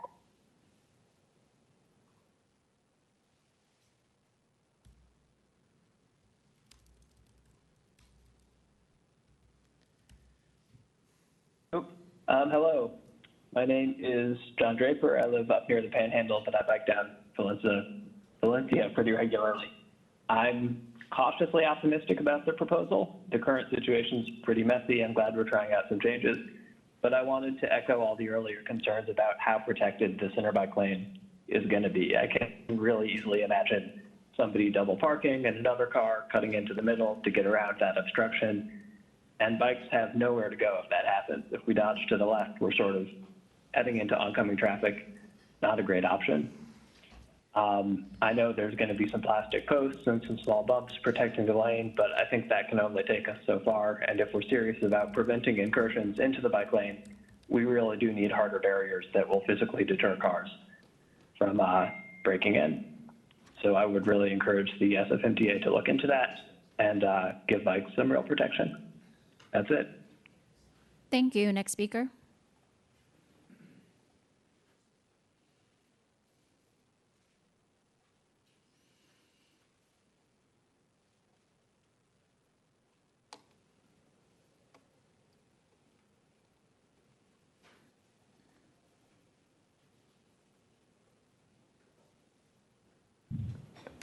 Hello, I'm trying to make a public comment. My name is Lisa, and I live half a block from 16th and Church Street, 4 or 5 blocks from Valencia. I'm a senior who bikes and walks on Valencia Street daily and occasionally works there too for about 30 years. And while I may have some hesitations and concerns about the center running design, many of which have been mentioned, I urge you to get started with this pilot, as many other people have said. And forgive me for being doubtful about the so-called enforcement, because I've seen, living half a block from 16th and Church Street as I do, I've seen the confusion that has arisen from the supposed no left turn from the bus lane onto 16th. Car drivers just don't know how to use it. So instead of complaining about the illegal double parking and all the delivery drivers, as we all of us who bike on Valencia have had to contend with, I'm going to urge you to try and figure out some way to have better education for drivers and real enforcement. Because you think left turns are difficult, but even right turns, many well-meaning drivers just don't know how to make a right turn and how to share the road with the bike lane, let alone with pedestrians. So I've had to resort to making my own flyers. 30 seconds. Diagramming California Vehicle Code 21717, which explains how to turn right safely. So I urge you to figure out how to educate drivers and all users of the future Valencia Street. And thank you for this plan, and thank you for your time. Thank you. Next speaker.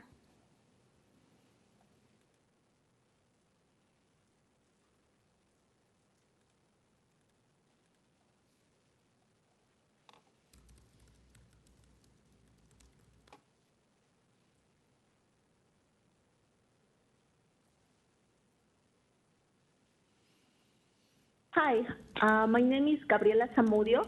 I live in 19th Street, a block from Valencia. I am a mom of 2 kids. One is 4.5 years old and 10 months old.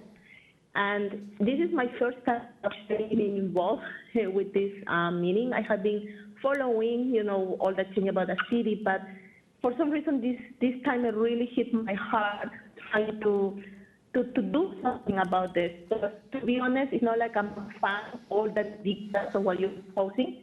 Well, I am pro-change, and I'm pro-trying to see that we're moving forward, making Valencia safe for pedestrians, for bicycles, and even for the rest and all the businesses. I think that by voting no, we're not doing anything. That is why I am supporting to move forward, because I think there is a chance now to make that change, to see, to learn from this pilot. Now, so my request in this case is that in 6 months to evaluate and hear, what the community says about how this pilot, what things are working or what things can be improved. Maybe see all those details that don't work, and then implement something that might get better. And to be honest, my vision for the future is to see a Valencia that is invigorated, that actually the community, the neighbors, we all can enjoy, can walk with our kids, that our kids can feel safe going to school in their own bikes someday, or like go running with my kids, or even like interact more with the businesses around here. Because right now, I feel like less and less I'm feeling inclined to do that. And I don't like that. Every day is I run and I walk with my kids around Valencia. Thank you so much. Thank you. Next speaker.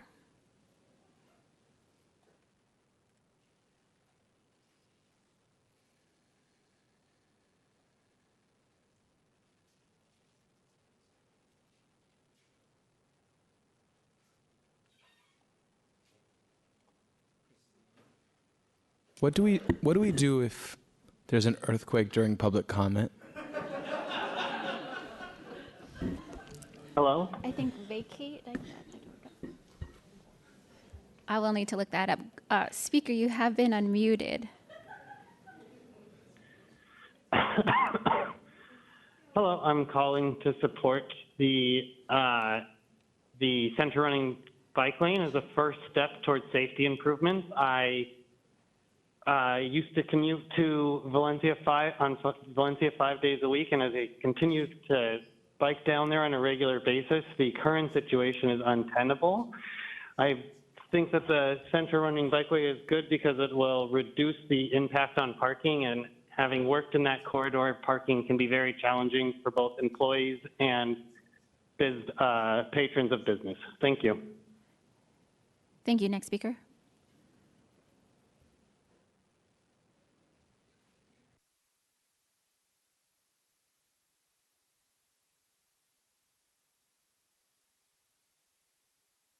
Hi, my name is Pranav Harathi.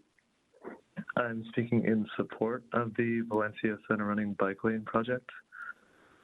I live on 15th and Mission and bike and walk down solely on Valencia Street. I've had a lot of close calls biking on Valencia. So I think a lot of people have brought up some pretty good concerns with the center running bike lane. I'm generally in support of it, but I also just want to echo, place the barriers close to each other so the cars can't drive through them. The next thing is I regularly use a 311 app to report cars being parked where they shouldn't be. So do we have a plan to let people report when cars are parked in the middle of the bike lane? Is there a plan for parking officials to come through and make sure that cars are moved out of the middle bike lane if they park there? That's my main concern. I just want to make sure that people won't park there so that I'm not trapped when I'm biking down the center running bike lane. But yeah, I love Valencia Street. I walk on it every day. I bike on it regularly, and I want to see the improvements as soon as possible. And I want to see that this is a pilot that we improve and iterate on, as a lot of people have said. So thanks for all your hard work. Thank you. Next speaker.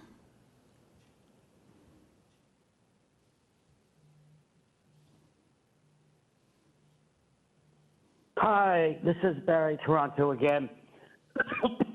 I actually support the Better Valencia Street plan. Excuse me, the center lane is going to be dangerous. What happens if a bicyclist runs the traffic light? Also, the traffic lights are not timed in succinctly along Valencia Street, so no smart-minded cab driver is going to travel all along Valencia Street, hitting every other light is red. So my concern is about giving us exemptions on the left turns, because in order to be able to serve people east or west of Valencia Street, we have to be able to have access to some left turns, because you've already taken away 99% of the left turns on Mission Street. And South Van Ness is not an option anymore because there's only one lane in each direction, and traffic congestion has quadrupled over the last year on South Van Ness. So I urge you to give us some left turn exemptions along Valencia Street, and also to look at the Better Valencia Street plan as to increase enforcement. Enforcement along Mission Street is horrible. Why can't you assign a PCO to deal with the double parking issue during the peak hours of, let's say, 5 to 8 p.m.? No, you won't do that. Also, Valencia Street has a number of businesses that are destination businesses. So therefore, people coming from other parts of the city are necessary to sustain a lot of these businesses. They're not allowed to just the local serving businesses, otherwise they wouldn't survive.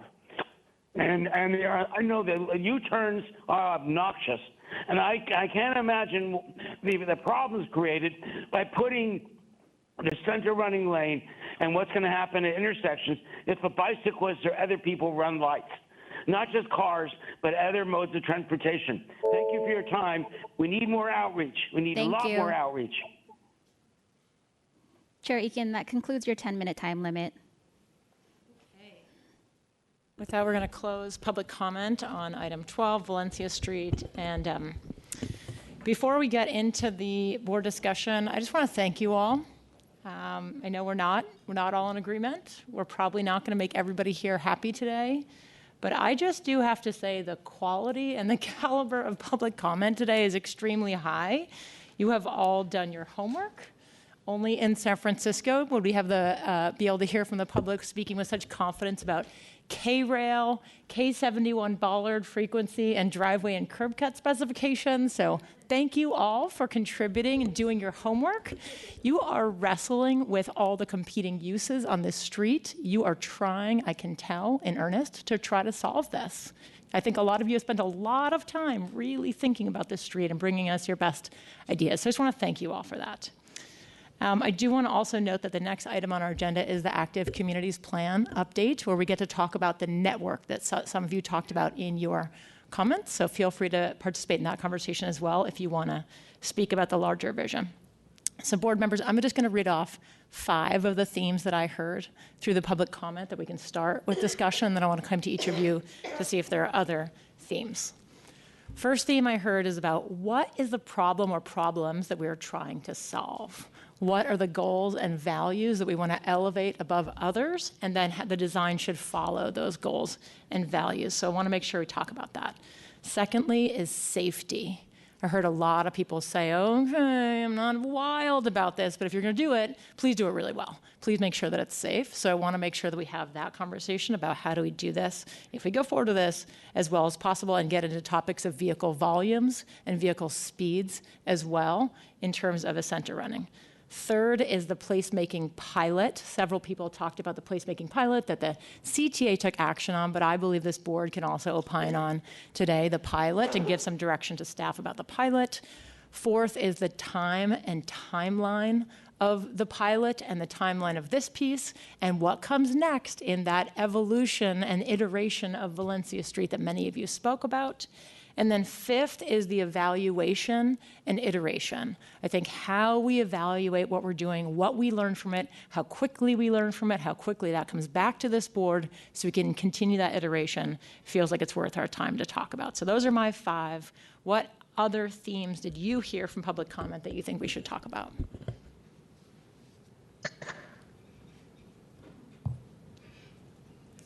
Fiona, are you trying to chime in?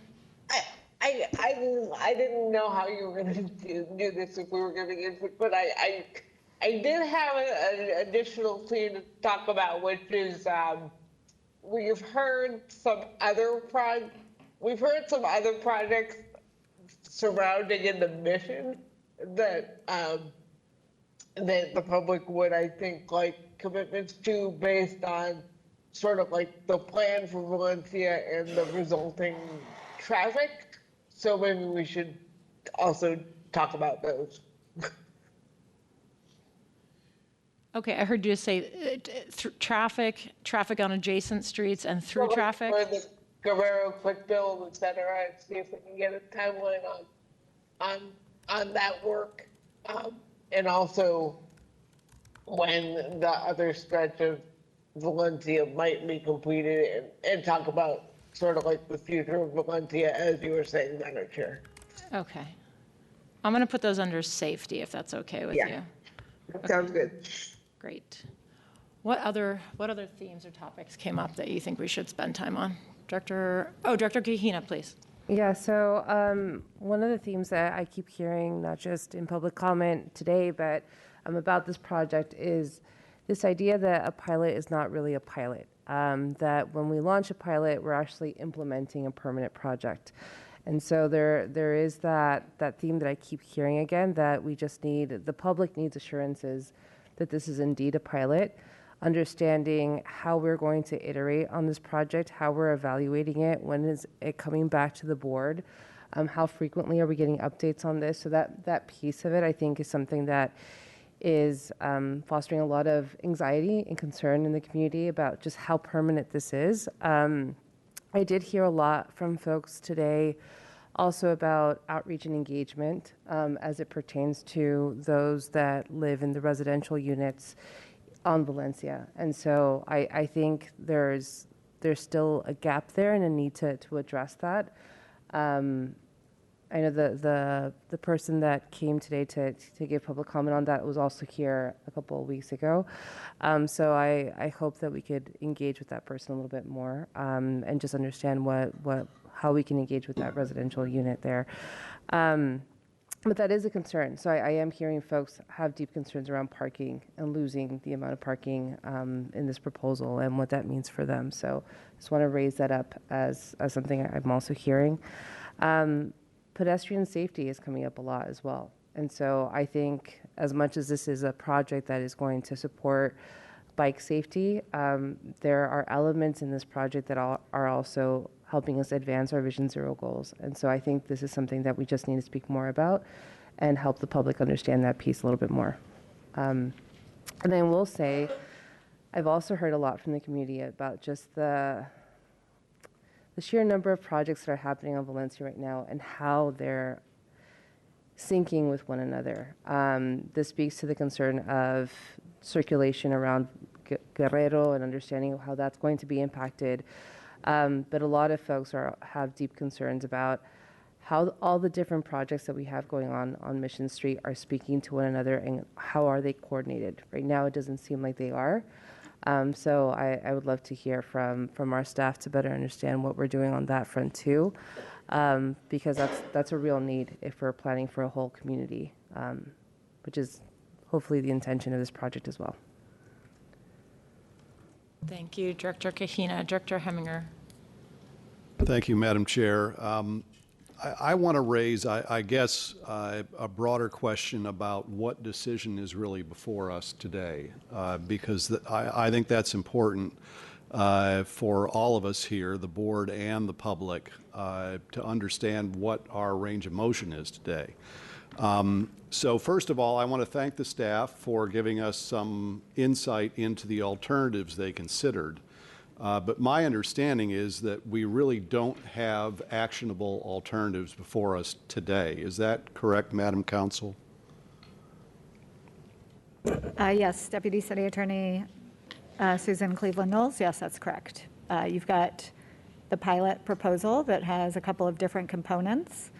So you could pick and choose between the components of the pilot, but you cannot choose one of the alternatives today.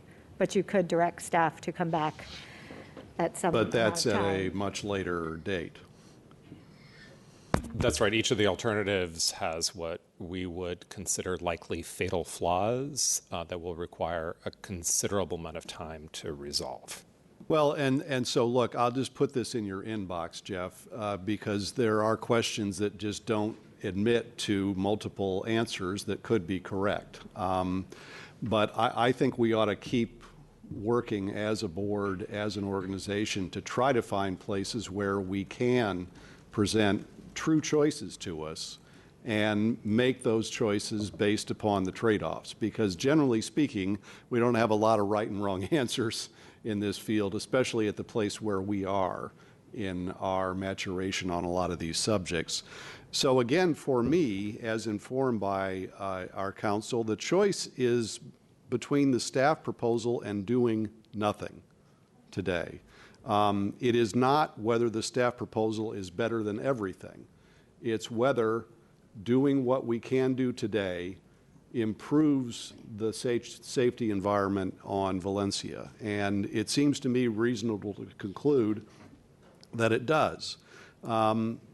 We got one list of 9 reasons why one gentleman did like center running lanes. I would imagine that I could probably turn that assignment loose on the folks who were here, and they could come up with 9 reasons why they don't. And that's by way of making the point that there are reasonable people on both sides of this question. And I think we are all worried about the risk of trying an alternative, trying an option that we haven't tried before, especially given some of the reports I've read. I'm sure some of you have read as well about how those ideas, the center running idea in particular, has been tried and in some cases has been unsuccessful. Now, one way to mitigate that risk, and Madam Chair, you were asking us to be specific about what we want. So here's my idea in specific, is to shorten the leash on the pilot from 18 months to 12 months. Frankly, I think if we're going to learn what we're going to learn in 6 months, but to try to accommodate both points of view here, it does seem to me that we don't need 18. And we should try to reduce the length of the pilot so that we can get the results sooner and so that we can make a more database decision in the future about whether we want to continue this pilot or change course. So that's my specific, and again, I wish we had more options here, but we have what we have. And it would be a shame to me if we walk out of the room empty-handed today. And I think there is always a possibility of sometimes letting the perfect be the enemy of the good. The proposal we have in front of us is by no means perfect, and many of you have made that clear to us in very convincing testimony. But in this case, I think we need to settle for the good and get something moving and learn from the experience that we gain. Thank you, Madam Chair. Okay, thank you, Director Heminger. And if I could, I see you, Director Borden. If I could, because that was also one of the themes I wanted to talk about, I'd like to just stick on that topic of the timeline of the pilot for one moment and see if we can get to board consensus on this piece. Are there other board members that would like to speak about the 18 months, 12 months, or any other length of the pilot? I'm looking at you, Director. Director Kinsey was just about to say something. Oh, Fiona, sorry, Director Hinsey. We've got to get you into my system here. Would you like to go ahead, Chair Borden? You have, or No, Vice Chair Borden? mine are more general. I'm happy with 12 months versus 18 months, but that's not what I had my hand up about, no. I know that we've gotten several recommendations from correspondents in touch for a 6 month pilot. I would be interested.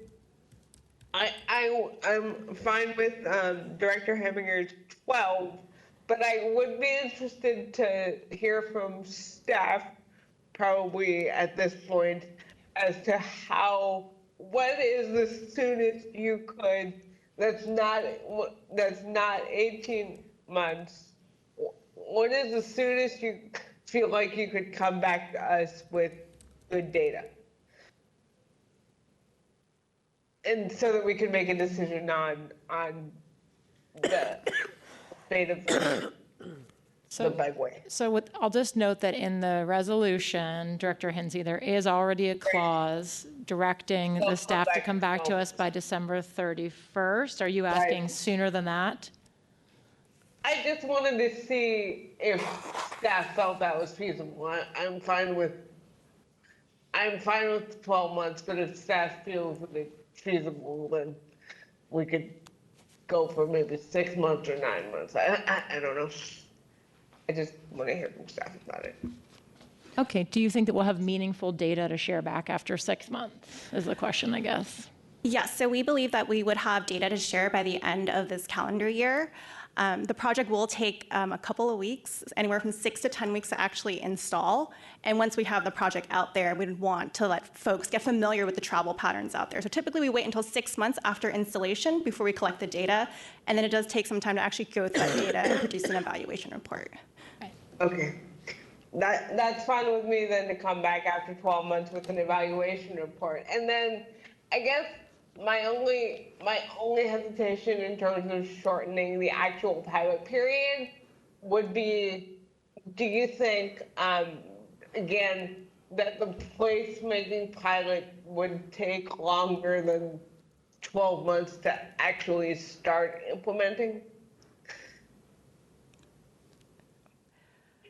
So for the placemaking pilot, one of the key things we would like to do is work closely with the Mission neighborhood residents as well as businesses. So it's a little bit hard to say exactly how long that would take. Historically, for all the projects that we've done in Valencia, there's always more outreach that we would like to do to get everyone on board, to build trust with the community before we bring these projects forward to the board. So it's a little bit hard right now to promise what that timeline would be, but it's part of the work that we want to do is to build that trust with the community.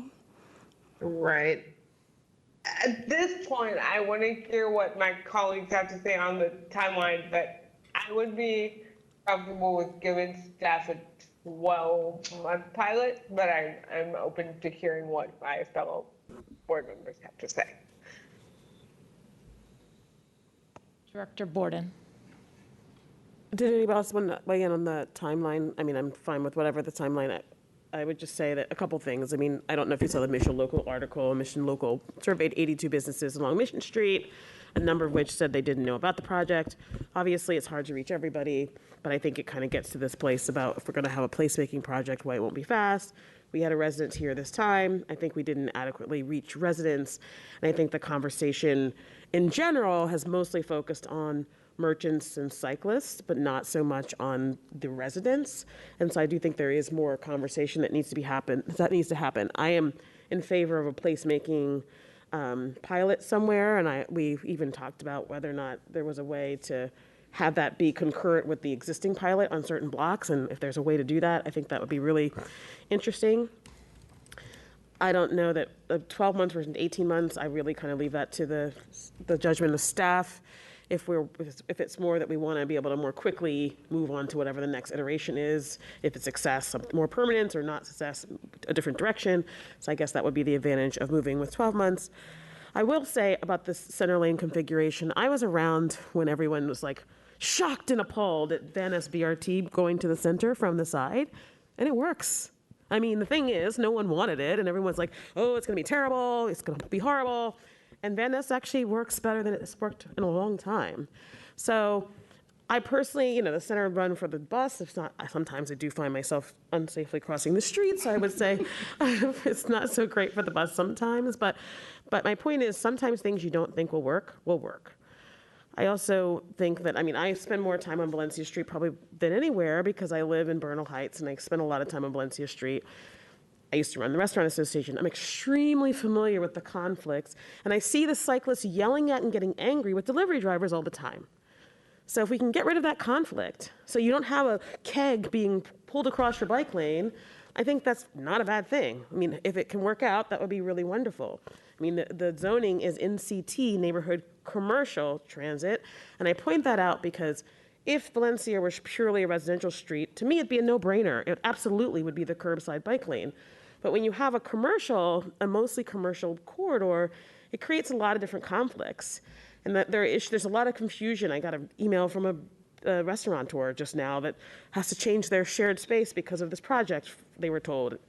Anyway, my point is that there's a lot to be worked through, and I think shared spaces added to the complexity of Valencia Street, but we've always had the issue where you see cars parked in the bike lane, drop-offs in the bike lane.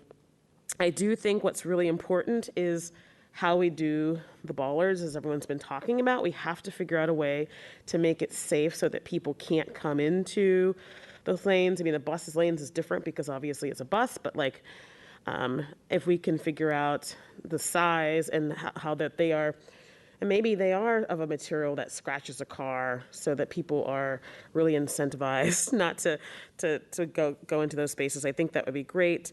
I actually applaud. It's really interesting because people always yell at us because we're not innovative, and and then we try something different, and everyone yells at us like, "What are you doing?" Right? Nobody does this because, and so it's like we can't win for losing sometimes.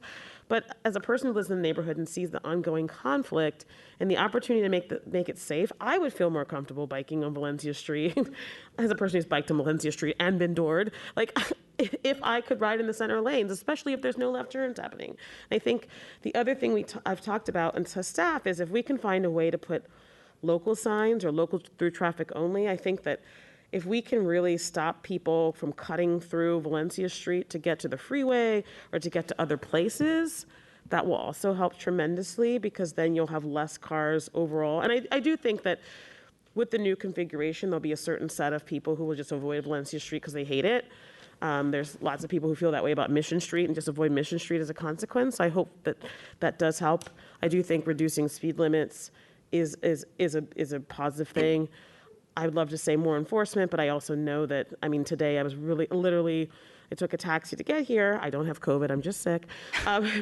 And the entire time there was a driver who drove in the red lane the entire time and never actually turned off or followed the entire path, not doing it. And I tried calling the cops and I got the runaround and no one ever answered me. And then I think they finally called me back when I got here. But my point is that we know that enforcement is not going to be the answer. We'd like it to be the answer, but we know that it's not going to happen at the rate we want. So whatever we build has to be as safe as it possibly can. Very clear directions for the no turns and really good implementation. And even if we have to have our own PCOs out there in lieu of cops, that's what's going to really make this successful, especially in the early days. Thank you so much. Director Kahina, please. Yes, and so just to give my 2 cents around the 12 to 18 months, I also defer to staff on that just to understand what implications that has on the evaluation of the project. Will we be able to evaluate this project sufficiently enough, collect enough data to be able to make a determination in 12 months, or do we need that extra 6 months to be able to do that? it does take time for folks to change patterns and to really adapt to new designs. So I would definitely defer to your expertise on that piece of it alone. You know, just how long does it take for someone to adjust to this degree of change on their street, right? It could take some time, and so I just wanted to get a better sense of that before definitively saying yes to either one. But curious what your thoughts are. Yeah, ideally, we would like to have up to 18 months for the evaluation period. You know, as we're rolling out the project and as we're collecting data, if we're seeing that there are certain design issues that we can continue adjusting, we would like to adjust that and then kind of see how that's working in our next evaluation period. So for example, with our parking protected bikeway between Market and 15th that was built in early 2019, we did 2 evaluation periods for it. And it was actually in the second evaluation period at the 12-month mark where we were seeing that this bikeway actually works. The first evaluation period, the data was still a little too early on in the process for us to really get a good sense of how that bikeway was operating. So I would suspect that if we had done an evaluation at the 18-month period, we would have seen further improvements for that bikeway. And something else, if I may, through the chair, we can offer for all of our quick build projects, particularly these that are more complex, we do continuous tinkering. So we're continually making observations, making adjustments, and the evaluation report that we're referring to would be the comprehensive evaluation report that would involve a great deal of data collection that's rather staff intensive.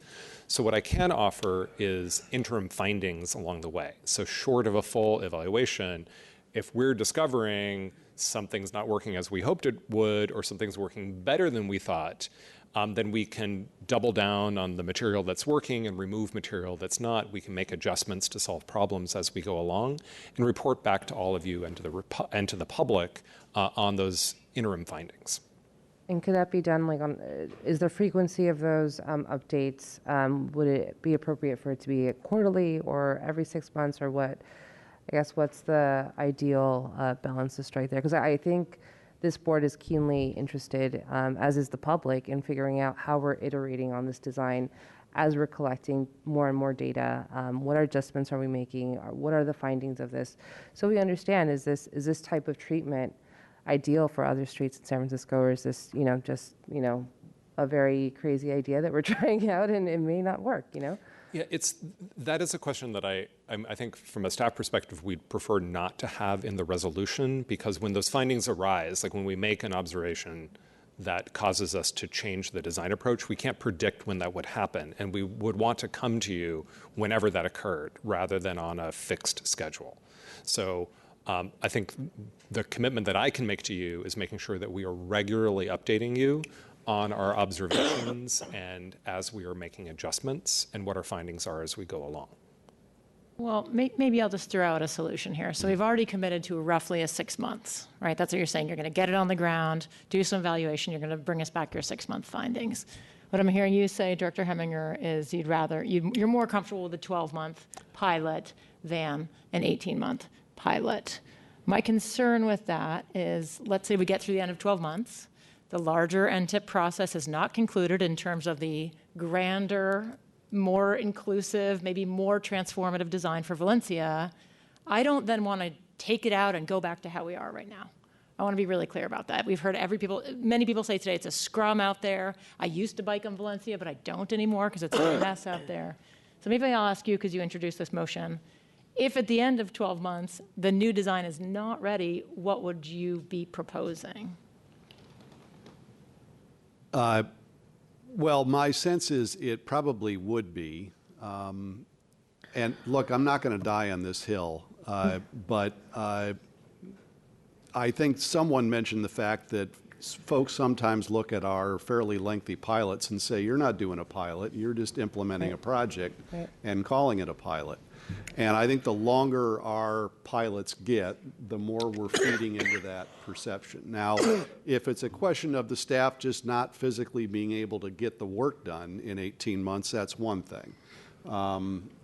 Because I think it would seem to me reasonable that we should be able to get the work done in 12 months. But if the staff thinks they need 18, I'm not going to be the one to say, no, it's got to be the other way. So what I'm going to propose is we have the 6 month, that we do another kind of deep dive stock take at 12 months. And at 12 months, if our metrics are telling us this is not working, then this board could be empowered at 12 months to make a design decision that's different, effectively achieving what you're saying, which is only a 12-month pilot. Yeah, and look, we've got to be honest with ourselves. I mean, there's some testimony that is very troubling to me about whether these center running lanes are safer.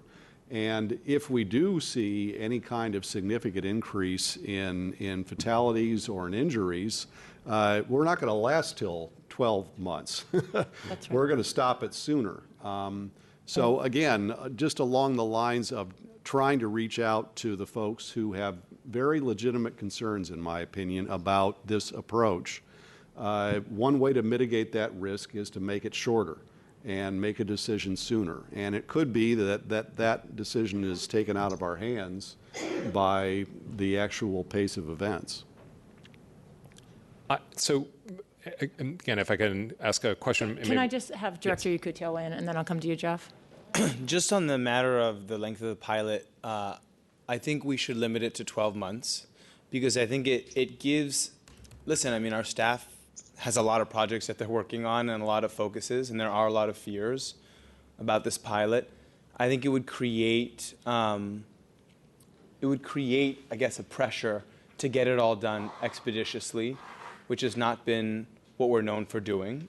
But I think the community has asked for this. So I think we should open ourselves up at 12 months to be able to vote on continuing it for another 6 months. I think that's fine. But I think we should basically say that this is a year-long pilot, and a year from today, based on feedback from staff, we can choose to extend it if we want to. But the assumption is that it ends in a year. We should use that year to gather all the data we need to figure this out. And if staff needs another 6 or 12 months because it's going well and they want more time to get data, then sure, just bring it back to the board and we can make that vote. But that way we can go back to community and say, we heard you, we heard all the fears about this. It's a year-long pilot. We're going to use that year to experiment. We're going to get a report in 6 months. I think that makes a lot of sense. Director McGuire, you're popping up to the podium. Did you want to weigh in on that?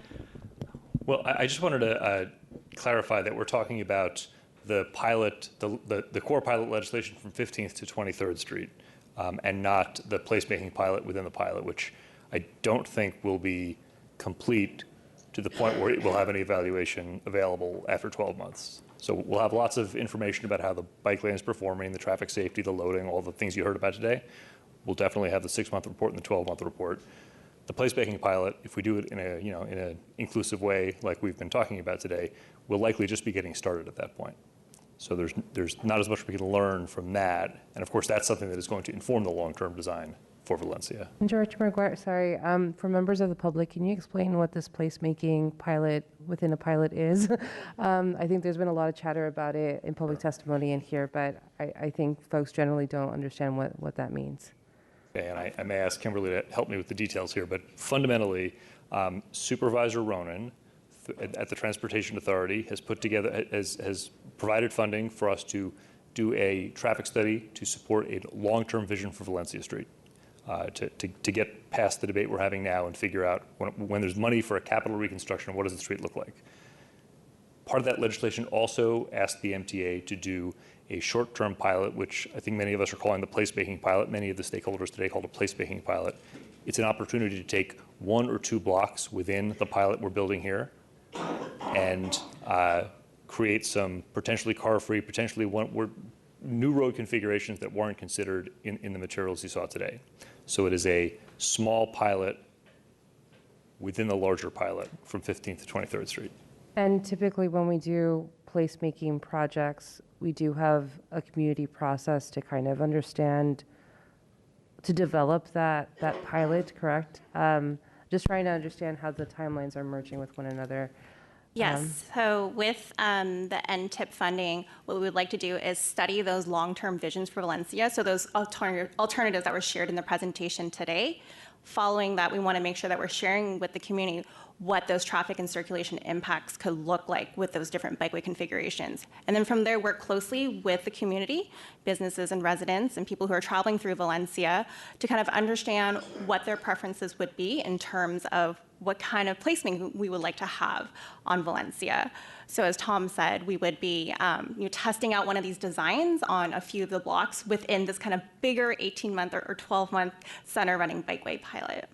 Got it. And this is really just an effort to understand what are the different work streams of this pilot project, and trying to better appreciate the level of work that's going to be placed on staff to execute on this pilot and the pilot within a pilot. Just something to note on that piece, on the pilot within a pilot, there are 2 cultural districts that this particular corridor feeds into. One is actually, a piece of the street is actually within one of those cultural districts. And so as we're thinking about placemaking, I think it's really key to understand what the goals are that have already been outlined by the leaders of those cultural districts, to understand, is there low-hanging fruit already that folks have already identified as ways that they want to activate Valencia? Because I'm pretty sure that those plans likely exist. So we should definitely, to advance the work, that might be something we want to do, a strategy we want to take. But yes, so I think just to go back to the 12-month or 18-month, I think, if folks are if the consensus of the team is that we should keep it at 12 with an option to extend, if that's the terminology we're using, I would be in favor of that as well. Okay, thank you for weighing in on that. Director Tumlin, I know you wanted to speak to this particular topic of timeline. Just to clarify, and I think you're already heading in this direction, that if our initial evaluation suggests that this is a disaster and it needs to be undone, you all can vote to shorten the pilot dramatically, and staff would recommend that. Similarly, if the conclusion is inconclusive, if there's additional need to explore more options and we need more time, you all can also vote to extend the pilot period. And correct me if I'm wrong, Deputy City Attorney Susan Cleveland-Knowles. If I may, I just wanted to share one further thing about the pilot evaluation. So at the 12-month period, we would be able to collect all the metrics that I had detailed out in the PowerPoint presentation. The one exception is the collision data. We would not have a full year of collision data available to share with the board at the 12-month period. There is a lag in the time in which that data is shared with us with other city departments. So it would be closer to the 14 to 15-month time frame where we would have a full year's worth of collision data to share with this board. Yeah, but we would know, if some collision, we wouldn't know the full 12 month of collision data, but we would know 10 months of it probably, right? We would have probably about 9 months worth of it, I would think. Well, hopefully that would be enough. I think I'm hearing a consensus of this board to shorten this pilot to 12 months, knowing that we have a lot of options to extend it or to even cut it shorter than 12 months if the metrics are telling us that's the right decision. So I'm gonna kind of call that a direction, and maybe Deputy City Attorney, you can work the changes through the resolution that are needed. Yeah, thank you. I just wanted some clarification. Are we talking about 12 months from the date of today, or 12 months from when the pilot is on the street? 12 months from once it's installed, 12 months of actual running. Yeah. That's right. Okay, so I just suggest that we have the director determine that date, and then you count from there. So Yeah. I can draft some language for that with the secretary. That sounds great. Better get a room over there. Okay. I would like to talk, because you opened this up, Director Kahina, about the placemaking pilot and whether this board wants to weigh in on the pilot itself at all, in terms of we heard a lot of people say this is a key component, that this is part of the larger vision, potentially looking at more space pedestrianized, more spaces to gather, support local economic vitality. Does anyone want to comment on that? Director Yukoutil, is this I had just some newer questions I wanted to ask. Go for it. All right, do you mind? I'm just going to start. First, Kimberly, how long have you been working on this? I mean, I feel like I met you 6 years ago. You came to my coffee shop before I was on this board asking what I thought about a bike lane. That was the first iteration. So how long have you been working on this, and how long has the department been working on this? I've been working on this since fall of 2017. And do you know how long the department, maybe Tom, has been thinking about bike lanes on Valencia Street? Was it before your time? It goes back before my time in 2014, but it's one of the most important bike streets in the city. We've been working on it since at least 1999. Why is it one of the most important bike streets in the city? Because I think the question I've gotten from folks is, why are we doing this? I mean, like, why do we need to make it safer to bike on Valencia? Why not just move the bike lane to like Van Ness or Guerrero or some other street? Like, choose a street that isn't already trying to do so many other things. So why are we trying so hard to make it safer for cyclists on Valencia Street and not just asking them to use another street for this mode of transportation? Three quick reasons. Number one, it is a flat, direct route that connects well with Market Street, which is the other prominent through bike street in the city, as well as at the south end with the streets that take you further south. Number two, wisdom of crowds. People have biked on Valencia Street long before there was bike infrastructure on Valencia Street. So in some ways, it's our job as planners and engineers to learn from the cyclists who I think do know where they need to go. And three, the mission's a very complex neighborhood from a transportation point of view, because you have a street, Mission Street, that carries 40 or 50,000 bus passengers per day. You've got streets like South Van Ness that carry heavy regional traffic, Guerrero as well. Valencia is pretty well positioned within that grid to, there needs to be a street that has a little bit more safe space for bikes along the north-south corridor. So Valencia's a good for that reason too. Okay, I'm just going to try to ask a couple questions that, like, fears that were presented to me that maybe you can help assuage. Kimberly, the first is this fear of, and hopefully you can, but also fears are fears, and there are risks involved in any experiment. This fear of cars driving into the center lane to get around traffic that's in the driving lane. I mean, is that something that, are you worried about that? Is that something that you're afraid of, and what kind of assuages those fears for you? So we did hear feedback after the updated designs were released in February of 2023. I think you've heard plenty of that feedback as well during the public comment period about the types of materials that are being used to provide separation between the bikeway and the vehicle lane. That is something since February 2023, we have also been working with city partners to increase the amount of bollards and materials that we are placing in that buffer to really discourage drivers from coming into this bikeway. As a part of this quick build process, we can continue iterating on what those materials look like, how they're spaced, and trying to figure out, what is it that we need to do to really make sure that cars are staying out of this bikeway. And are you confident that, I think is it 10 feet right now in between them? The bollards, is that what we're trying, is that what the project looks The current proposal that we have reviewed with other city partners is the current spacing is 30 to 40 feet between the bollards. There will be a 90 feet stretch of bus lane curb continuously, followed by a 10-foot gap. So within that 90 feet of bus lane curb, there will either be delineators or K71s either in line or adjacent to that bus lane curb at approximately 30 to 40 feet spacing. We are meeting with our city partners on Monday to further discuss the spacing of those bollards, because our hope is to increase that. All right, talk to me about parking enforcement. Sorry, can we stick on that? Can we just stick on that? Because we heard a lot of people say 8 feet, which is about, 4 times as many bollards as you're proposing. Can you just help us understand why we wouldn't sort of respond to that specific request, why we wouldn't go for the safer option? So one of the things that we were trying to do with our design for Valencia is to not necessarily have that kind of white picket fence kind of look coming down the corridor with just, bollards after bollards. So we were trying to find that right balance between some newer materials like the bus lane curb, which we actually brought with us today for those who would like to see it, and these kind of higher vertical delineation. We're definitely hearing the concerns and the desire to have them spaced a little bit closer, and we're taking that seriously and are looking into doing that. I would love to see it. The bus lane curb? Yeah. Is that it? I can't really see it. Can we wheel it over? It's a little heavy. I love a demo. So is that understanding that it would be every 30 feet there'd be these large bollards, and then there would be a 90 feet stretch where there would be this, but nothing above it? So in the narrower section of Valencia between 15th and 19th, where the roadway space is a little bit more limited, what we're currently looking at is having about 30 to 40 feet of this product, then a K71 bollard in line with it, and then another 30 to 40 feet of it, and then another K71, and then a 10-foot gap to allow people on bikes to get in and out of the bikeway if they choose to do so mid-block.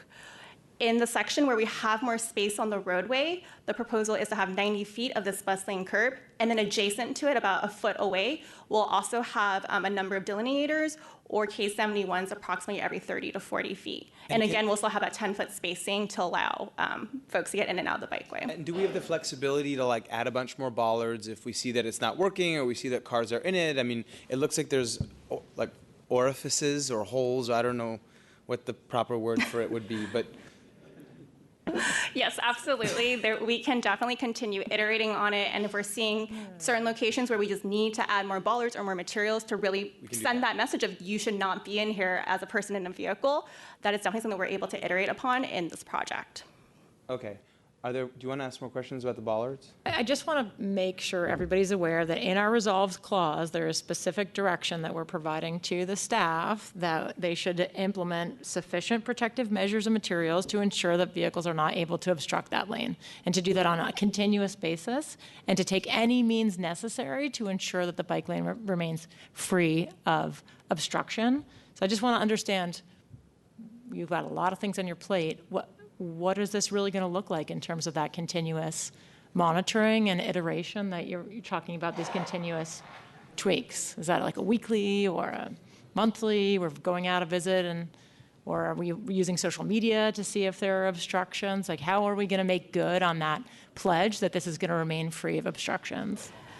I do have to say that the 311s that we do receive, we do take those seriously. And as we're receiving those, we are going out and checking. As a part of our evaluation, we do collect video data. So we're kind of getting a sense of kind of over a certain period, how many people are encroaching into the bikeway and such. So that is part of the video data collection that we do as a part of the evaluation. Okay, so it sounds like it's fairly continuous. Okay, Yes. Sorry, Manny, please go It's ahead. okay. So one way of getting cars to not be in this lane seems like the bollards, and the other is parking traffic enforcement. So is there a revised PTO plan for Valencia during the length of the pilot? And if there is, what does that look like? I don't have details on that plan with our parking PCO, control officer. sorry. Yes, with our parking control officers. PTO is what I'm going to do after this meeting. But we do have a meeting with our parking control officers, I believe it's next week, to start talking about what enforcement will look like. We have requested their support with this project, and they're fully on board to help us with that as we're rolling it out, as well as during the early phases as people are getting used to the traffic configurations out here. Another big piece of this rollout for the project is the education piece. We realize center running bikeway is new, it's different. You know, how do you as a person on a bike use this? Someone that's in a vehicle, how do you use this? So as a part of our education component, we will be educating all users of the roadway about this new roadway configuration. Okay. What will the emergency brake look like? You know, what are you looking for as kind of, hold up, something just happened, we need to stop everything? I mean, what would get you to call an emergency board meeting or put this at the top of the agenda and say, y'all, this is not working, we need to stop this? What would that look like, and what would that process look like? Because at the very base of it, like, we're trying to get people not to be killed. 2 people were killed over the last 5 years. And so, that's like, at the end of the day, that's why we're here, sitting here trying to make sure it's the best it can be. So what does the emergency brake look like, and what's the process for that? So there are a few things that we'll be looking at very closely. One is, if people are continuously driving in this bikeway, then there is clearly something with the design that we need to improve upon to make sure that it is adequately clear that you, as someone in a vehicle, you should not be in this bikeway. The second component that we're really following closely will be the left turns. There would no longer be left turns allowed off of Valencia onto the side streets. We know that banning left turns is safe. It makes it safer for pedestrians and bikes. We also know that banning left turns is crucial for this bikeway design because we do not want cars turning into bikes that are traveling down the middle of the street. So if we are seeing major issues with either one of those components, we will definitely have to discuss and figure out how do we either fix the design to make sure that it's working safely. So for example, for the left turn restrictions, we have reached out to the police department to see if we can get some support with some early enforcement of those left turns to really help people learn and know that you should not be making those left turns off of Valencia. I hear that, but what if, heaven forbid, someone get hit by a car or there's a grave injury? I mean, what is it? Does Director Tumlin, do you have the authority to direct staff to What would you do if that were, God forbid, to happen? I don't know if I'm about to say God in this chamber, but God forbid that happened. What would you do?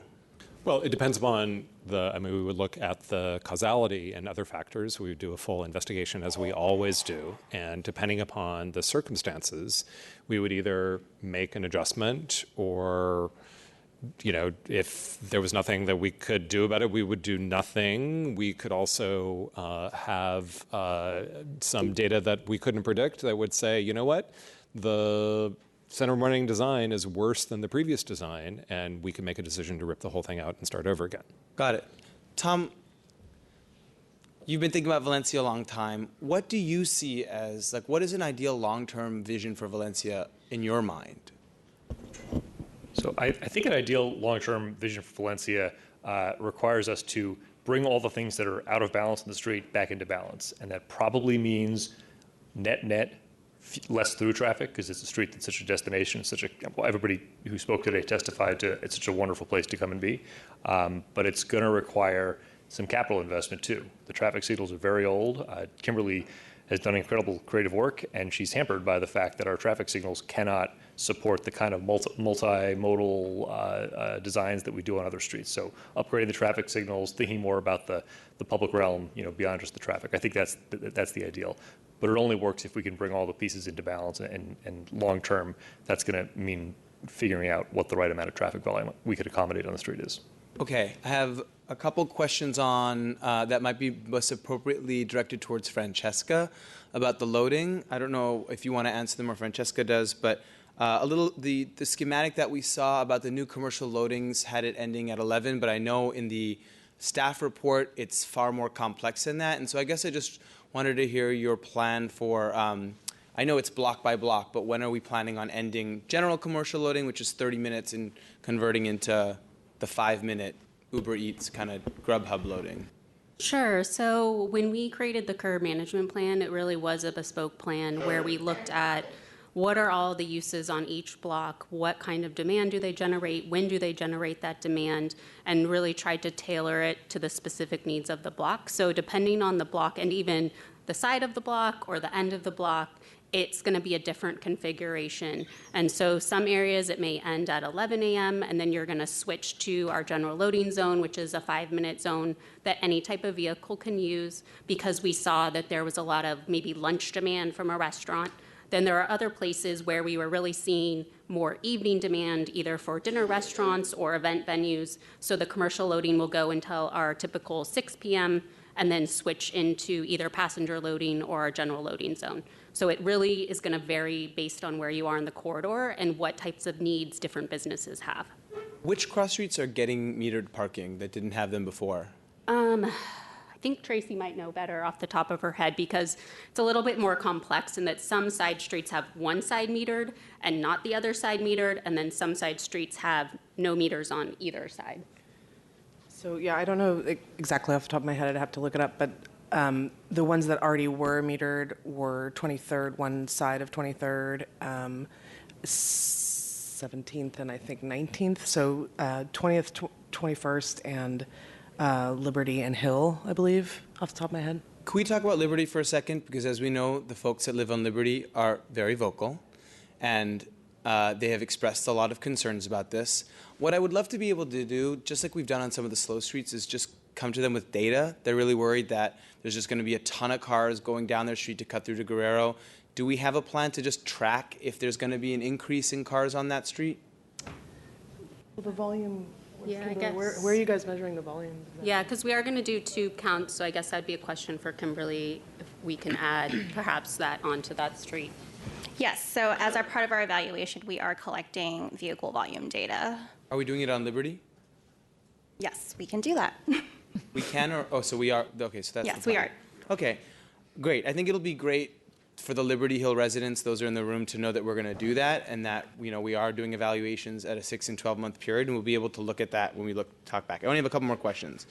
I'm not going to talk about side running bike lane. I thought I wanted to, but as Director Heminger mentioned, it's not really what's before us. I'll just say that it seemed like there's been a lot of chatter about why this over that, and I think it would have just maybe engendered a little bit more trust in us to explain to the public in a deeper way that why we chose to go this route. I know we did it in the presentation, but there are just, I think it seems to me a bit of a missed opportunity because I know that both of you put a lot of time and effort into choosing this as your pilot, understanding that there would be a lot of questions about it. As you can imagine, I have also prepared comments. So they'll be relatively short, but maybe Christine, now's the time. So with regards to this process, the story of this process of reimagining this street, in my opinion, is a microcosm of what I believe is wrong about how San Francisco does things. After 8 years of study, by my count, countless hours in community meetings, walkthroughs, forums, and many more, we have a pilot for 8 blocks of Valencia Street. If you're counting, that's 1 year for every block. In the meantime, 2 people's lives were ended on the street. Guys, we had a 4.6 magnitude earthquake during the course of public comment today. Our city is facing some real and present challenges that outweigh these 8 blocks. What are we going to do when something really big happens? How can we act fast to ensure the safety and security of everyone that uses our streets? How will we rise to the occasion to meet them? I'll tell you how we meet the moment. Look at what we did 3 years ago when we had a once-in-a-century pandemic and we had to reimagine the use of our streets all over the place. We experimented. We were willing to try new things because we had to. I remember when I was asked by the mayor's office to tell my neighbors, this is before I was on the board, to explain to them why they had to shut down, because I was on the Small Business Commission. We had to give them something to hope for. The MTA allowed people to close the streets and let small businesses spill out and experiment with them. And what you see in front of you is the lighting ceremony that we had for the Valencia Lights Project. I think this is the potential of what Valencia could be like, a real space of community gathering and joy. I remember those early days, even during kind of the worst air quality we've seen in a while, having my staff personally go out there, myself personally going out there with a safety vest and closing the street to save my fellow small businesses from closure. And so the reason I bring this up is I think we know what it feels like to try bold, exciting things with our streets because we just did it. And so I understand all of the constraints and all of the concerns, but I just don't want us to forget that spirit of having to do things that might seem impossible or unpalatable, but our hand was forced. Valencia, in my opinion, is the greatest street in our city.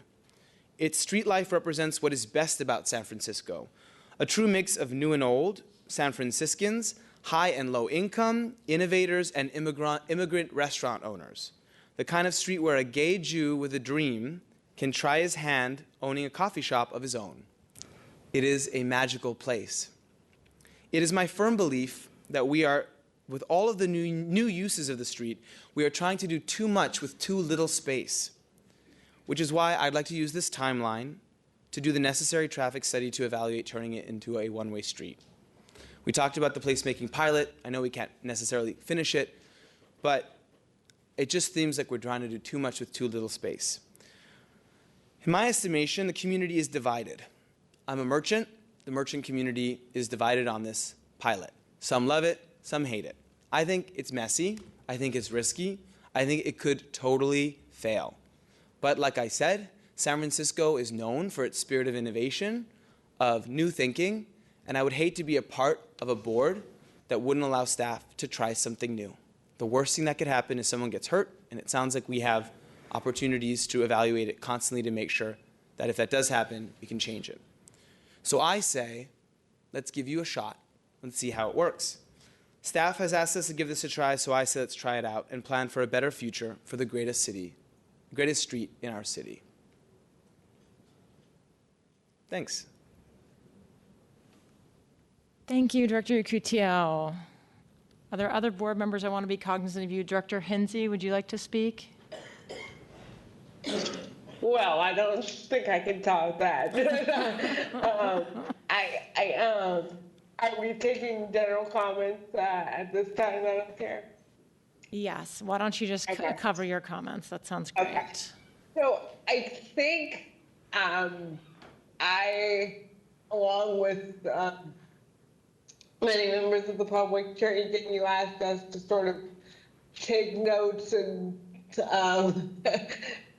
sort of collate the public reaction and sort of mingle those with how we feel. I think what I heard today is cautious optimism with some interim safety commitments that the staff, that I kind of touched on earlier, making sure that projects like the Guerrero Quick Build and the rest of the Valencia protected bikeway sort of scheme from Cesar Chavez to 23rd have good timelines, and also with the bollards and some of the commitments in the letter that was requested by a few advocacy organizations.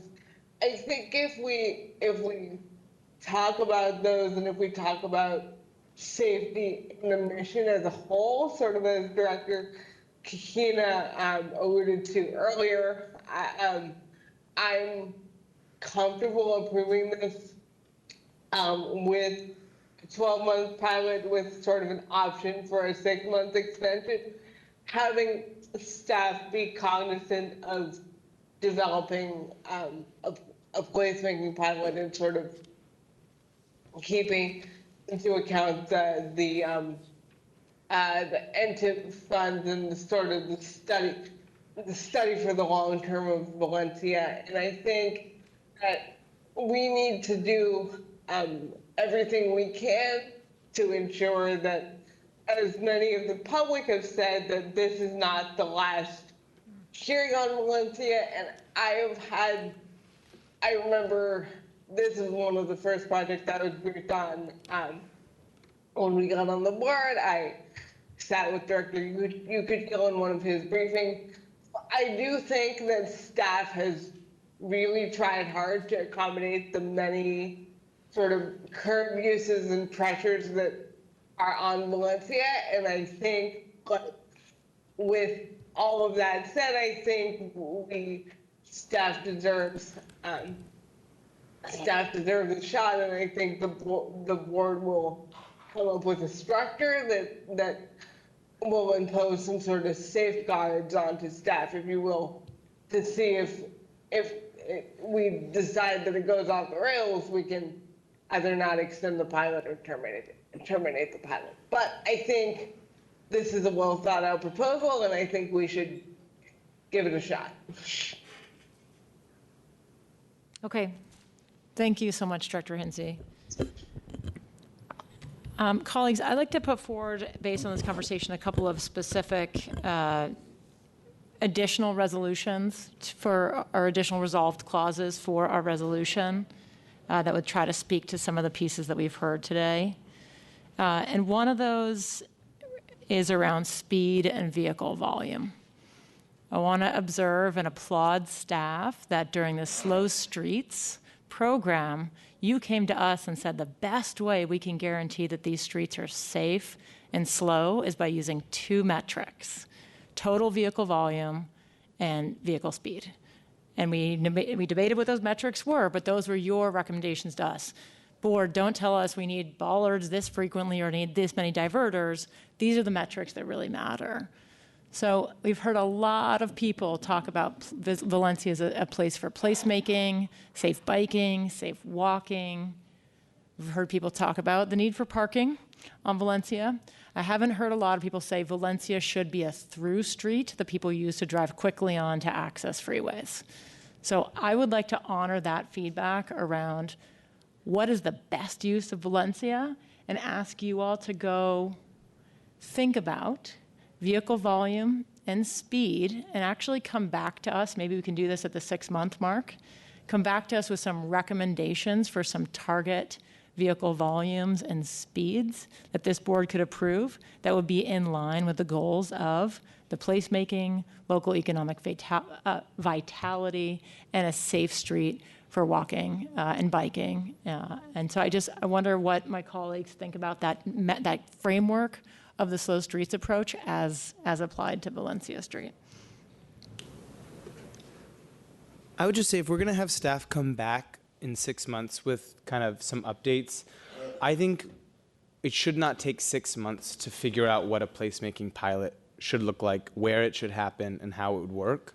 And so I understand that for today's meeting, we haven't agendized those details, but I certainly think that 6 months should be enough for staff to choose a block, choose an idea, take time to figure out kind of the general idea, the general framework for that placemaking pilot, and begin implementation sometime thereafter. And so I think that's great, but as hopefully a friendly amendment, I would add to that to have that placemaking pilot kind of as fully baked as possible, and including safety, kind of presented to the board as well, so that we can make that we're making a commitment to that now, and I'd like to kind of put some teeth into it. And so that's what I would want to add to it.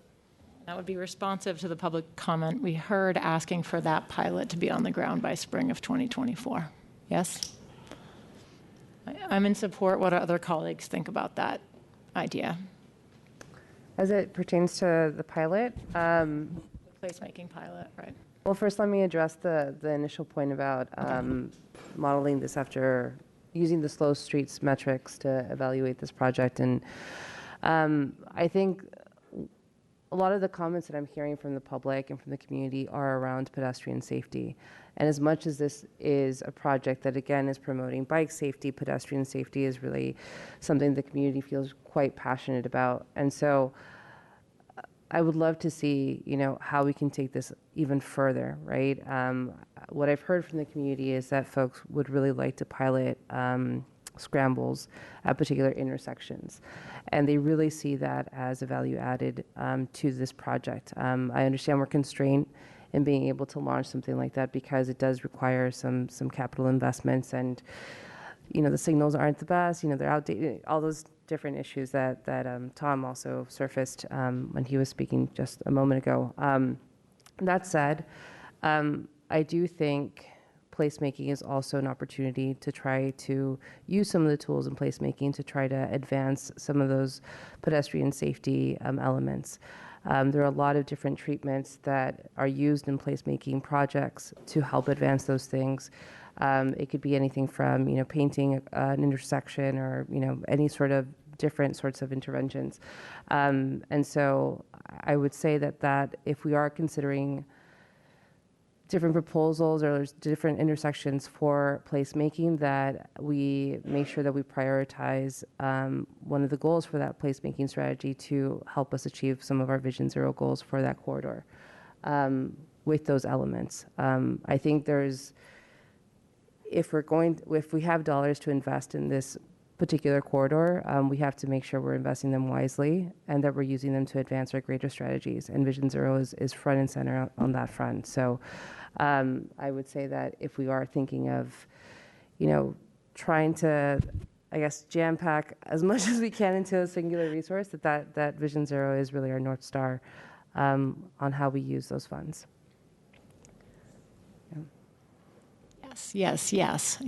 I want to amend that to the direction to staff that those vehicle volume and speed targets are obviously consistent with the goals of achieving Vision Zero on Valencia Street. Yes. I guess I just wonder what would be, because there's I think sending you out into the wilderness to start a whole new deliberative process probably sounds like the beginning of PTSD for you. And so I don't want that. But so I wonder if an additional level of specificity from the board on the general area where a placemaking pilot might be studied would help you, would be appropriate, and also assist you in not trying to do too much while you're also implementing the pilot. And so I'm comfortable proposing 2 or 3 blocks that you could look at. I obviously have been thinking about this a lot. To me, the stretch between 18th and 21st probably make the most sense. One, because those blocks have been closed to car traffic for about 2 years through the Valencia Shared Streets program. So we already have 2 years almost of experience on those 3 blocks where we have tried lots of different things. They each have different things happening on them. One is a little bit denser than the other. 19th to 20th has a park, which could be a really interesting thing to use as part of placemaking. And so, I would, instead of sending staff off and saying, here's, 10 blocks to look at, like maybe giving, if we're asking in 6 months for a proposal for a placemaking pilot, giving them a couple blocks to focus on would be something that I imagine would be helpful. And I don't know if that's an issue with you, Chair Eakin, or you. What do you think? I think it's really helpful to have some suggestions and direction from the board about which blocks to look at for this placemaking pilot. I did want to ask a clarifying question regarding the request to bring something back within 6 months. Within those 6 months, are you also expecting staff to have conducted outreach and to have businesses and residents along those blocks or within the vicinity of that project area to have also, I guess, gone on board with the idea of this pilot? Well, my colleagues and I might disagree on this, but I think do the best you can. Again, this whole thing is about the spirit of experimentation, where the street is a mess, like we said. It's a beautiful mess. It's our beautiful mess. And we want to take the next bit of time to figure out how to make it less messy. And so I think as long as we're talking about this as in the spirit of experimentation and doing very targeted outreach to the residents on those blocks, the businesses on those blocks, and if there are cultural districts that intersect with those blocks, those cultural districts, sure. But I think as long as it's not supposed to be exhaustive, I think I would say do your best. And it's a short-term thing. So that would be my opinion of it. And I would say that it's paramount for us to make sure that we do have community buy-in in whatever project that we do. And in that area, I would probably suggest the blocks of 15th through 17th or 16th, particularly because we are seeing a lot of collisions on 16th Valencia. And again, if we're using this resource to address some of the concerns that we have around pedestrian safety, that particular intersection is incredibly problematic and in need of deep support and investment to improve pedestrian safety. Additionally, we already have a lot of engaged groups there around transportation, a lot of folks that I think could assist with placemaking. There are a lot of community centers there, community resource centers on that block. We have housing developments, affordable housing developments there. So I think it will help also meet our equity goals that I think are also really needed to address along that block as well. Yeah, and I guess I would, I don't really think I can discuss the block that my business is on, so I'll just not talk about that block. But what I would say with my understanding of the corridor as a whole, there are some blocks that, where there are merchants that are far more amenable to experimentation on the street than others. And the large multifamily housing projects that exist on some blocks make it really difficult to do things like close the street or change traffic flow. And that is kind of a fear of mine.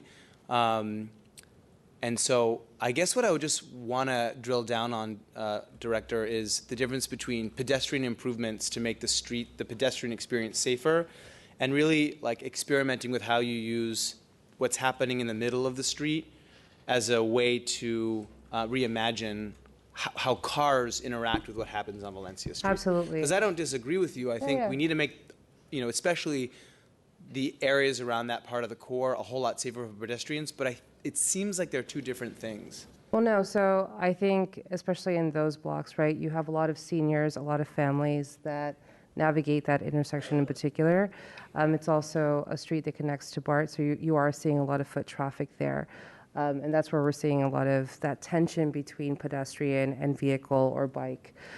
So if we have allocated funding that we could use to support creating a safer environment there, why not take the opportunity? Like, what harm do we do in actually promoting pedestrian safety there, you know?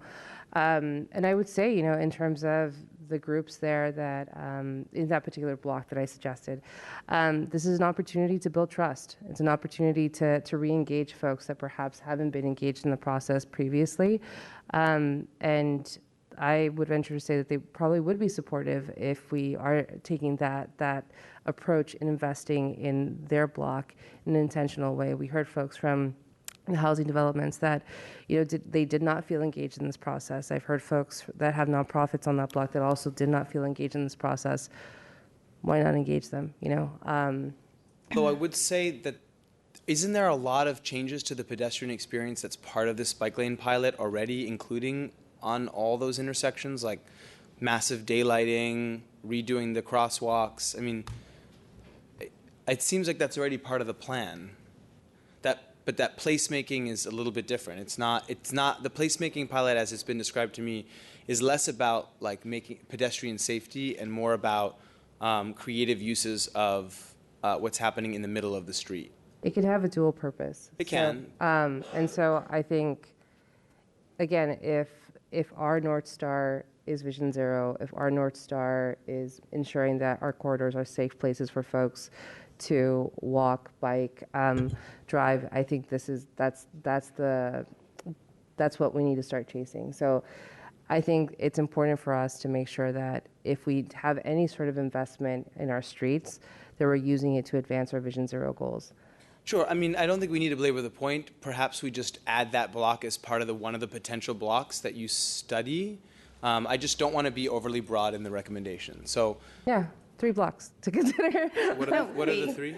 The one, did you suggest 2? I think 19th to 20th, and maybe 18th to 19th. Though there are big problems with 18th to 19th. So I would say either of those 2. But I guess if we each want to add a block to study, how about we do that? Sure. Mine would be 19th to 20th then.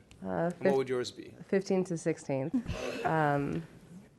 So, directors, can I just jump in here? I think for today, your feedback for staff is very helpful, but I don't think we can make a decision today about the limitations. I think the direction is to staff to go to do the community outreach, to focus on the blocks that you have, the 2 directors have yeah, I don't think we're not trying to add legal. I'm sorry. Right. Okay. Yeah, I think I'm under the impression we're not trying to add this specific language to the resolution, but we're trying to give you direction. Correct. On where to stand. Could I ask one more clarifying question regarding the placemaking pilot? So as a part of the NTIP study, our intent was or is to study the 3 design alternatives and to fully understand those traffic and circulation impacts. That is a question that we are frequently asked about with any improvements that we make on the roadway, so we can fully expect that if we're saying that we're going to pedestrianize or one-way a street, there will be a lot of questions about what those impacts would look like in the surrounding streets or the Mission neighborhood. So as a part of the 6-month timeline that the board is proposing, are you expecting a full traffic and I guess like a traffic and circulation impact study for every alternative within that time frame? We're just talking about the one pilot block right now. I guess that'll be like a follow-up question. Are you asking us to also look at if that pilot design were to be extended for the entire corridor of Valencia, what that would look like for the Mission neighborhood? Because I expect that as we are talking to people on those blocks about, you know, we want to pilot this design, we want to make a one-way street here on your block as a, you know, as like a demonstration block for what this corridor would look like. I expect that we will get questions about, well, if you did this on the whole stretch of Valencia, what does this mean for Mission or Guerrero? And I can just kind of see that ballooning. So I just wanted to be clear on what the expectation was for the full traffic, you know, circulation impact study. I don't think it's realistic to ask you to complete all of that work in 6 months. Yeah, I would say what is the effect on maybe the block and the just immediate surrounding blocks, and how do residents and merchants feel about how the changes felt on their street? I would love to see funding from. Oh, we have funding for NTIP for this, so. But question, so part of our evaluation metrics is also, we are going to conduct an origin and destination study, is that correct? Yes, so origin and destination studies are a part of the intercept survey for the 12-month center running bikeway pilot. For this placemaking pilot, I would expect that our team would then set additional metrics and would have a before and after study of this. We don't like to say pilot within a pilot, but the placemaking pilot portion of the project. Got it. Oh, okay. So we're talking about two different pieces here. Yes. Correct. So I think broadly, again, I think folks in the Mission District are clamoring and asking and begging, honestly, for neighborhood-wide study. So I think anything that can speak towards that and be supportive of that and help create some scaffolding towards that, I think would be beneficial. But I agree with my colleagues. I think it's a lot to ask for a small pilot project of a block that we're considering. So. Okay. So I'd like to just introduce the resolved language, just to read that in for you, Director Susan Cleveland-Knowles, around the volume and speed piece as a proposed amendment to the resolution, and then we can move towards a motion. So I'd like to say that the San Francisco MTA Board directs the staff to return to the board by December 21st, 2023 for recommendations for target vehicle volumes and speeds that would be consistent with the goals of placemaking, local traffic access, supporting economic vitality, supporting a safe and comfortable space for walking, biking, and other non-motorized transportation choices, and achieving the goal of Vision Zero. Any concerns, questions? Do you want me to read that again? Madam Chair, if you'd like to make that a motion, I'd make that a motion. I was going to say. And I would like to add, and I believe our council is already ahead of us on this, the 12-month change from 18 months. So those two changes to the resolution. And I would move that. Okay, thank you. I'll just read that language in. We revised it slightly to make the city traffic engineer the person that would decide when the pilot is complete. So the resolve clause would be resolved to delete October 31st, 2024 and replace with 12 months from the date the city traffic engineer determines the installation of the pilot is complete, if that's acceptable. Madam Chair, I will second Director Hemminger's motion. Just to be clear, that's not telling the traffic engineer he gets to decide when the pilot's over? No, I'm sorry. The city traffic engineer would just say the pilot is now in. The installation of the pilot and the clock, the 12-month clock starts instead of a specific date. And I think the understanding is the main elements of the pilot. I don't think it would. Okay. That's okay. Is there any specific guidance around the pilot that this board wants to give to staff in the form of language in the resolution, or are we considering this conversation sufficient? I think after belaboring this point deeply with staff over many occasions, I trust that you have heard our direction and our guidance, and that we should be sufficiently broad in the legal language. But I think you've heard, at least from my colleague to my left and I, where we would love for you to choose to study this deeply when we want you to come back with a project proposal for our consideration, and what vaguely what are the choices on the table. Do you agree? Yes, I agree. I think at this point it makes sense for y'all to take our feedback, come back to us, and perhaps do a debrief if needed. To further explain what the next steps are with the pilot project, but I fully trust staff and the team on this. Okay.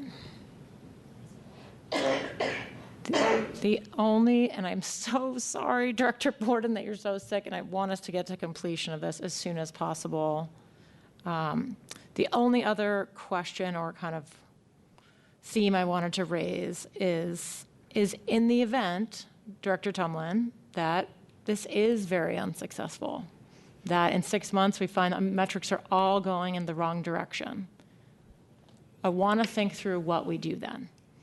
And so one of the thoughts I came into this meeting with was a draft resolved clause directing your staff to immediately resume the design work that had been done on the curb running option, so that if this is unsuccessful, that we can be prepared to quickly pivot.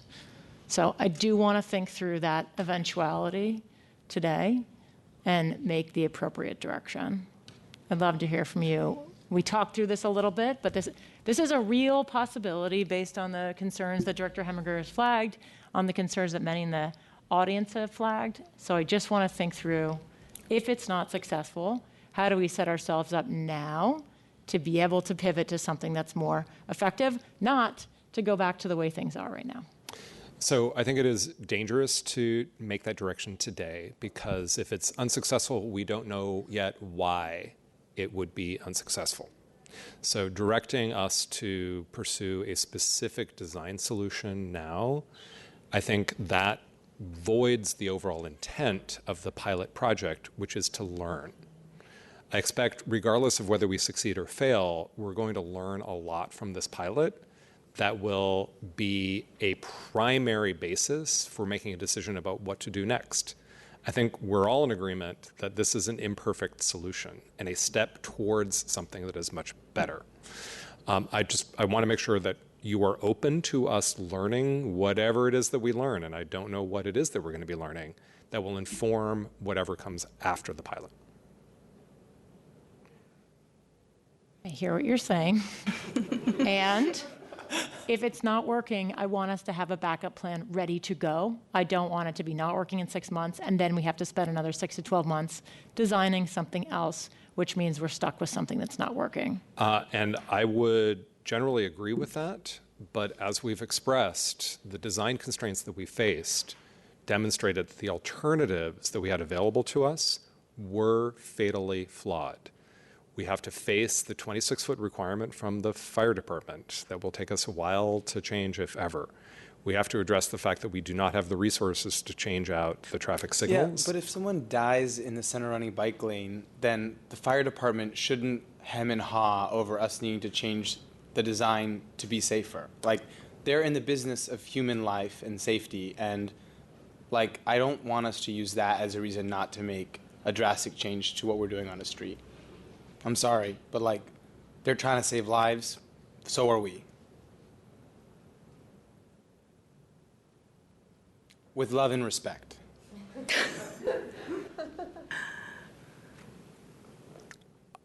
I cannot speak for the fire department. No, you can't.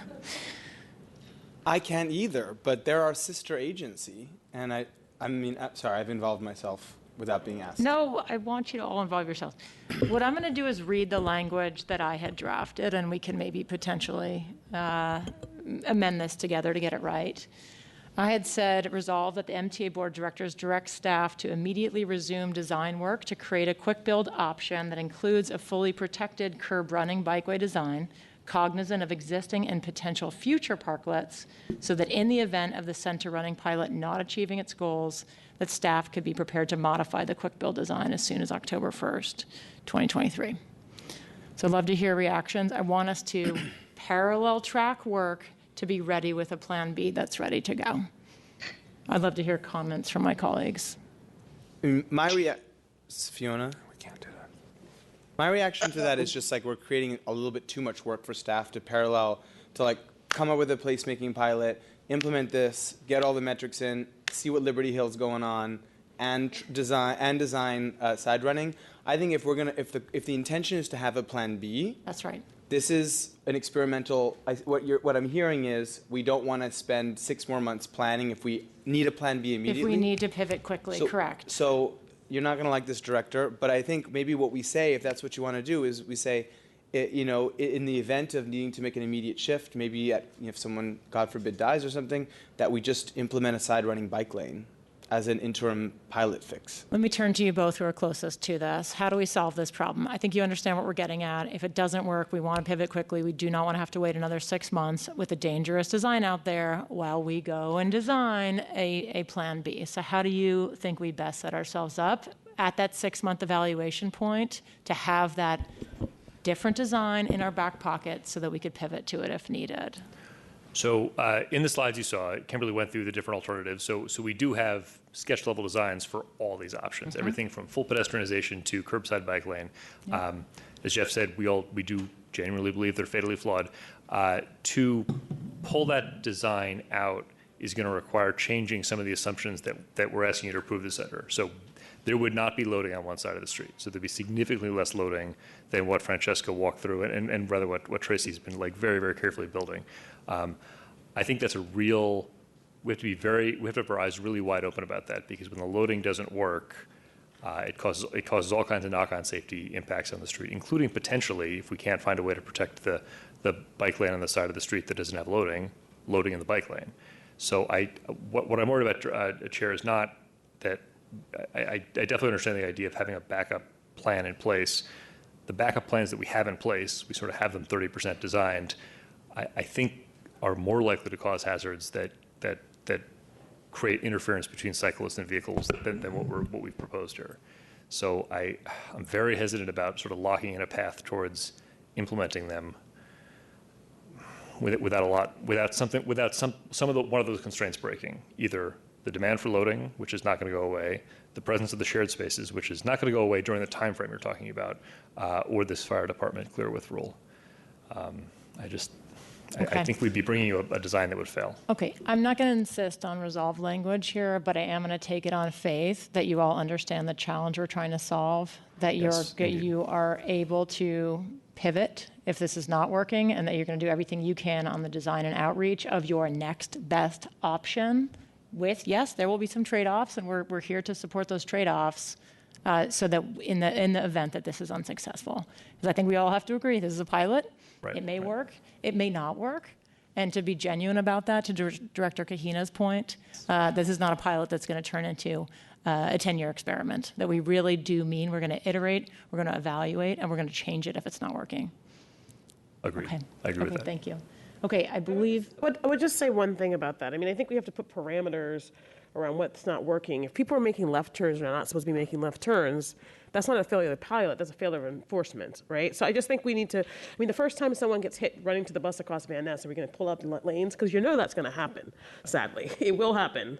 So I'm just saying we need to figure out what are the parameters under which we are looking at, because it's about safety, right? But it's also about behavior. So at the end of the day, we want people to do X. If we can't get them to do X, then that is a problem, right? That's really the problem. If people are speeding and turning left illegally, that's a different thing, right? So I think that we just, to define success, maybe one of the things that we could look at is what are some of the parameters, because the status quo is not working. People are dying today. Right. And I don't think we want to just rush to something else in a short term without fully thinking about how do we define safety? And is it are people following the rules that we set for them? Are we not enforcing those rules? Is it is it behavior we can control? Is it behavior we can't control? I mean, I just think we need to put those parameters in, because I think we need to be clear on what we're defining success as, because I think everyone will have a different judgment. If my personal experience is I hate the transition, then the lanes are not a success for me. If my personal experience is that, I get my deliveries better, I have a different parameter. So I just think we need to think about if we can talk about addressing conflicts, which is one of the biggest areas why we're doing the center lane, right? Have we reduced the number of conflicts? I don't know if that should be something that we measure. I don't know how we're going to measure that, because we probably have we have numbers what we got today, but I don't know how on a regular basis you're going to judge that. But I think those are the types of things. Is there less risky behavior? Are people driving slower? Whatever those things are, I think it might be helpful if, at this point, maybe not today, but you brought back to us what those metrics are for success. And I think that the community has thoughts as well, because I think then we can all judge. Because again, if we come back and it's better, but it's not amazing, we'll have a big debate about whether or not, right, that it's good enough, right? So I just think we need to figure out what's good enough, what is the standards, how much more safe is it really, how many less conflicts did we really cause, and how much better is the street in general to function for everyone. And I don't have those specific metrics, but I just want us to think about, have those, socialize those, bring those back, and then we all can be on the same page around what those metrics are. And then it actually helps us when we talk about the placemaking pilot of figuring out what the success of that is, right? Does that add, is this is additive to the success of the street, or distract, or way? Does it highlight that we need to do that for the whole street? I mean, I just feel like if we don't have those, we just don't know.